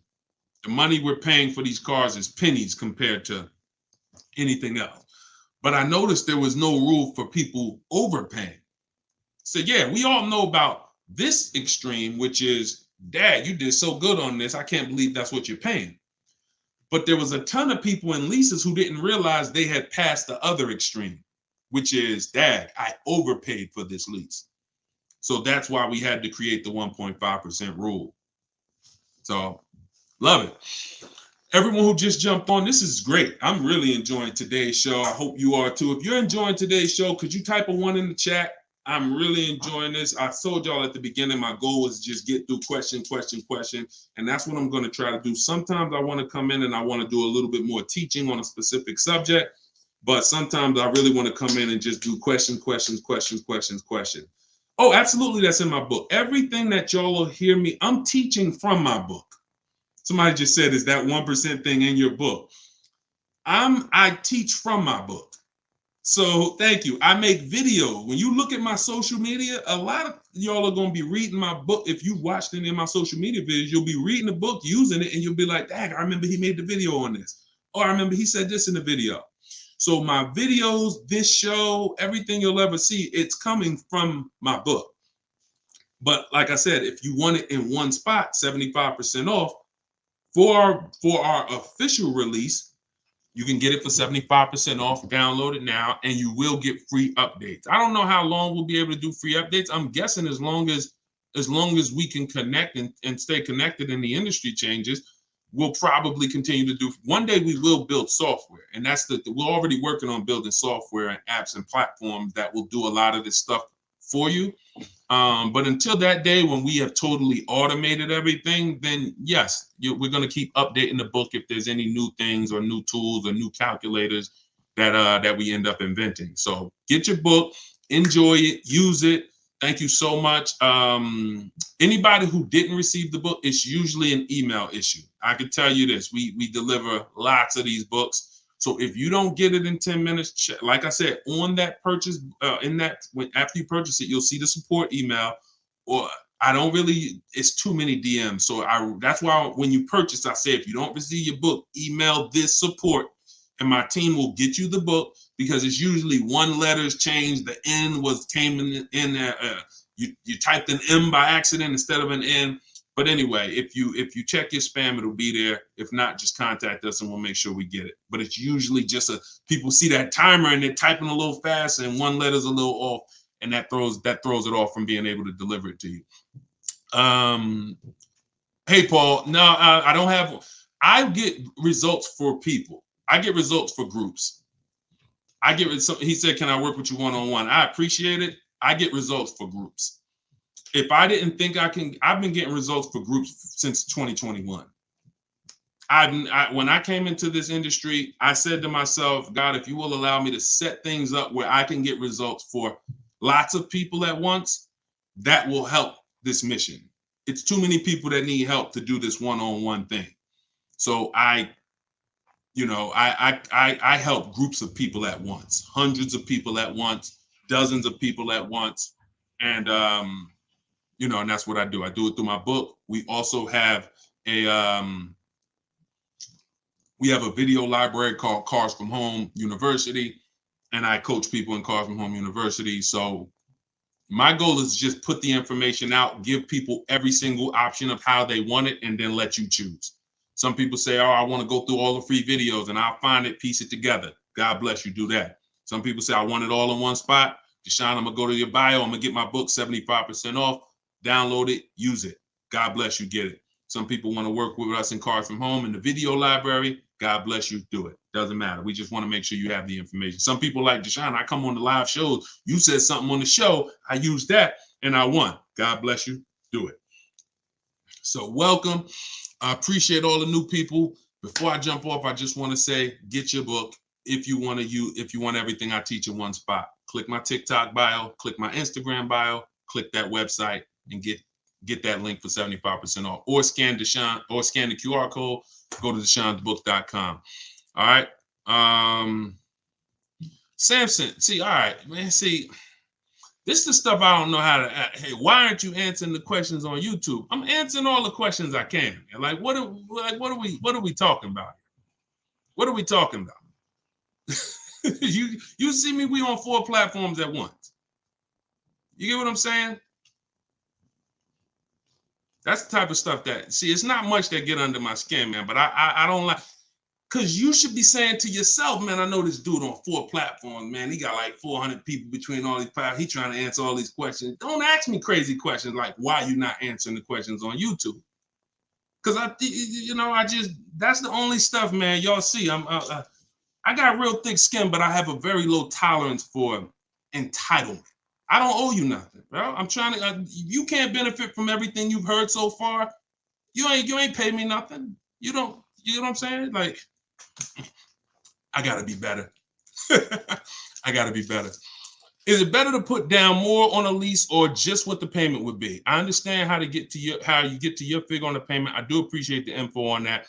So here's the thing. If you can get to the payment, when you shop your lease offers, if you can get to your deal under 1.5% or whatever it is with no money out of pocket, take that deal. Now, sometimes, let's say you're shopping for a heavy car, $50,000 car, $75,000, $100,000 car. Now you get that under 1.5% offer, but then you look and say, man, this is a great deal. See, pay attention, no down payment. You got to be able to, you're going to be able to look at the deal and say, man, great deal. Forget the payment. You're going to say, man, this 1.2%, great deal. Payment might be $900 because it's a Maserati. All right, you know what? I want to lower that to like $800. I'm gonna put down 5,000. I'm gonna put down 4,000. So you're not buying your deal. A lot of people, you've been taught, they got you buying your deals, and you leave thinking, man, I got to my payment, but you only got to your payment because you put $4,000 down. You got to know what the deal is. You got to know this is a great deal before I even put my money down. So once you do that shopping, Scott, you're now just trying to manage your payment. But if you could, I have many people, most people that I would say most people, they're shopping their leases. That best offer with just first month's payment, they take that, or they might put a little bit, throw 1,000 in. But you got to know the two risks of down payments on leases. If the car is totaled, you don't get the down payment back. If the car is stolen and not found, you don't get the down payment back. So here's what you got to ask yourself before you ever put money down on a lease. What's the likelihood this car will be stolen? How many cars have I had stolen? This is how you assess your risk. Now, if you say to yourself, man, I never even had a car stolen before. Good, check that box. It's not that risky for you to put money down. Second question, what's the likelihood this car could be totaled? Now, if you're looking at a big Mercedes S-Class or a big Jeep Grand Cherokee SUV, not likely. Check, I could put money down. I've lowered my risk. Not really a high chance it's going to be stolen. Not really a high chance this is going to be totaled. Money down, I'll do it. You might be looking at that second question and you're like, man, what's the likelihood this car could be totaled? And you're looking at a Hyundai Elantra, a little small compact car. It's probably not that hard. I get into an accident with that, car's totaled. So I don't want to higher risk of putting money down on that. So that's how you assess it's nothing wrong with putting money down on a lease after you've assessed your risk. You've asked yourself those two questions. That's also in my book. So I know people ask, because that was a great question, is what you just laid out in your book. Everything I talk about is in my book. So is Accurate MDX 2022 reliable? That's a question for Google. Don't ask people there. Look, you do what you want because everyone on here is an adult. I would recommend you don't ask people their opinions on cars because people's opinions are subjective. You want to go to where the data is because 100,000 of those cars are on the road, most likely 10,000, 50,000. And what you want to do is we Google those things. We Google 2022, what you just asked me, Acura MDX 2022 reliability. And you just skim that first page of articles. You look at those articles. Don't go to anything on a dealer's page. Go to those independent articles. They'll tell you electrical issues. They'll tell you engine problems. They'll tell you owners complaining. You'll see all of that on the first page. Then you type in Acura MDX 2022. You always have to put the year in because we know sometimes there's a good year and then they make and sometimes there's a bad year that has problems. They make all the adjustments and the next year is a good one. So you always want to put the specific year in, but you type in Acura 2022 MDX longevity. That's going to tell you about what are people who have the vehicle and who have studied the vehicle for the long term saying about it. You check those two things, that's how you find out. Don't ask your neighbor, hey, what you think about that Maserati? Man, I love it. It's my favorite car. You get yours, that joint in the shop in 90 days. You know what I'm saying? So go where the data is. All right. Well, we've been on here for an hour and 44. I would do some more. I'm gonna come back later. So if y'all do see a notification that I'm live later, please jump on. Just when you see them, if you're on our email list, which means you got our cheat sheet, you can go to Deshone'sCheatSheets.com. If you're on our email list, you'll get the notifications. We're gonna start next week sending out notifications of when we're live. But this is the kind of stuff I like. I like to do straight up Q&A, fast. Thank you, Dwayne. Appreciate you, bro. I just joined. You may have answered this question. Oh, yeah, because we'll go into, I think we've been on here for an hour and 45 minutes already or something like that. And we'll just keep going longer. But I will be back for another session. Just jump on, bring your questions. For those of you who got the book, I appreciate it. And use it, dig in immediately. Make sure you email me your success story. 75% off my new book. It's called Car Shopping for People That Hate Car Shopping. 7 steps to saving time, money, and avoiding dealerships. We should not be in dealerships more than 30 minutes. I know that sounds crazy to some of y'all. How the heck am I going to save thousands of dollars, Deshone, without being in a dealership more than 30 minutes? That's what we do. It's called bidding. It's called getting bids. We don't fight one person for deals anymore. So that's what the entire book is about. That's what all my videos about. That's what this whole show was about today. So you can get your copy for 75% off for the next 30 minutes. Go to my TikTok bio or my Instagram bio, click that website, and then click the button that says 75% off my new book. If you're on Facebook, Instagram, or YouTube, you can scan the QR code with your camera or go to deshonesbook.com. And let's save this money, y'all. I want y'all writing me about the money you save. Yes, I want to hear about your new cars when you get them. DM me, send me the picture. But before you send me the picture of the car, send me the picture of the price you paid. All right? That's what I want y'all to have.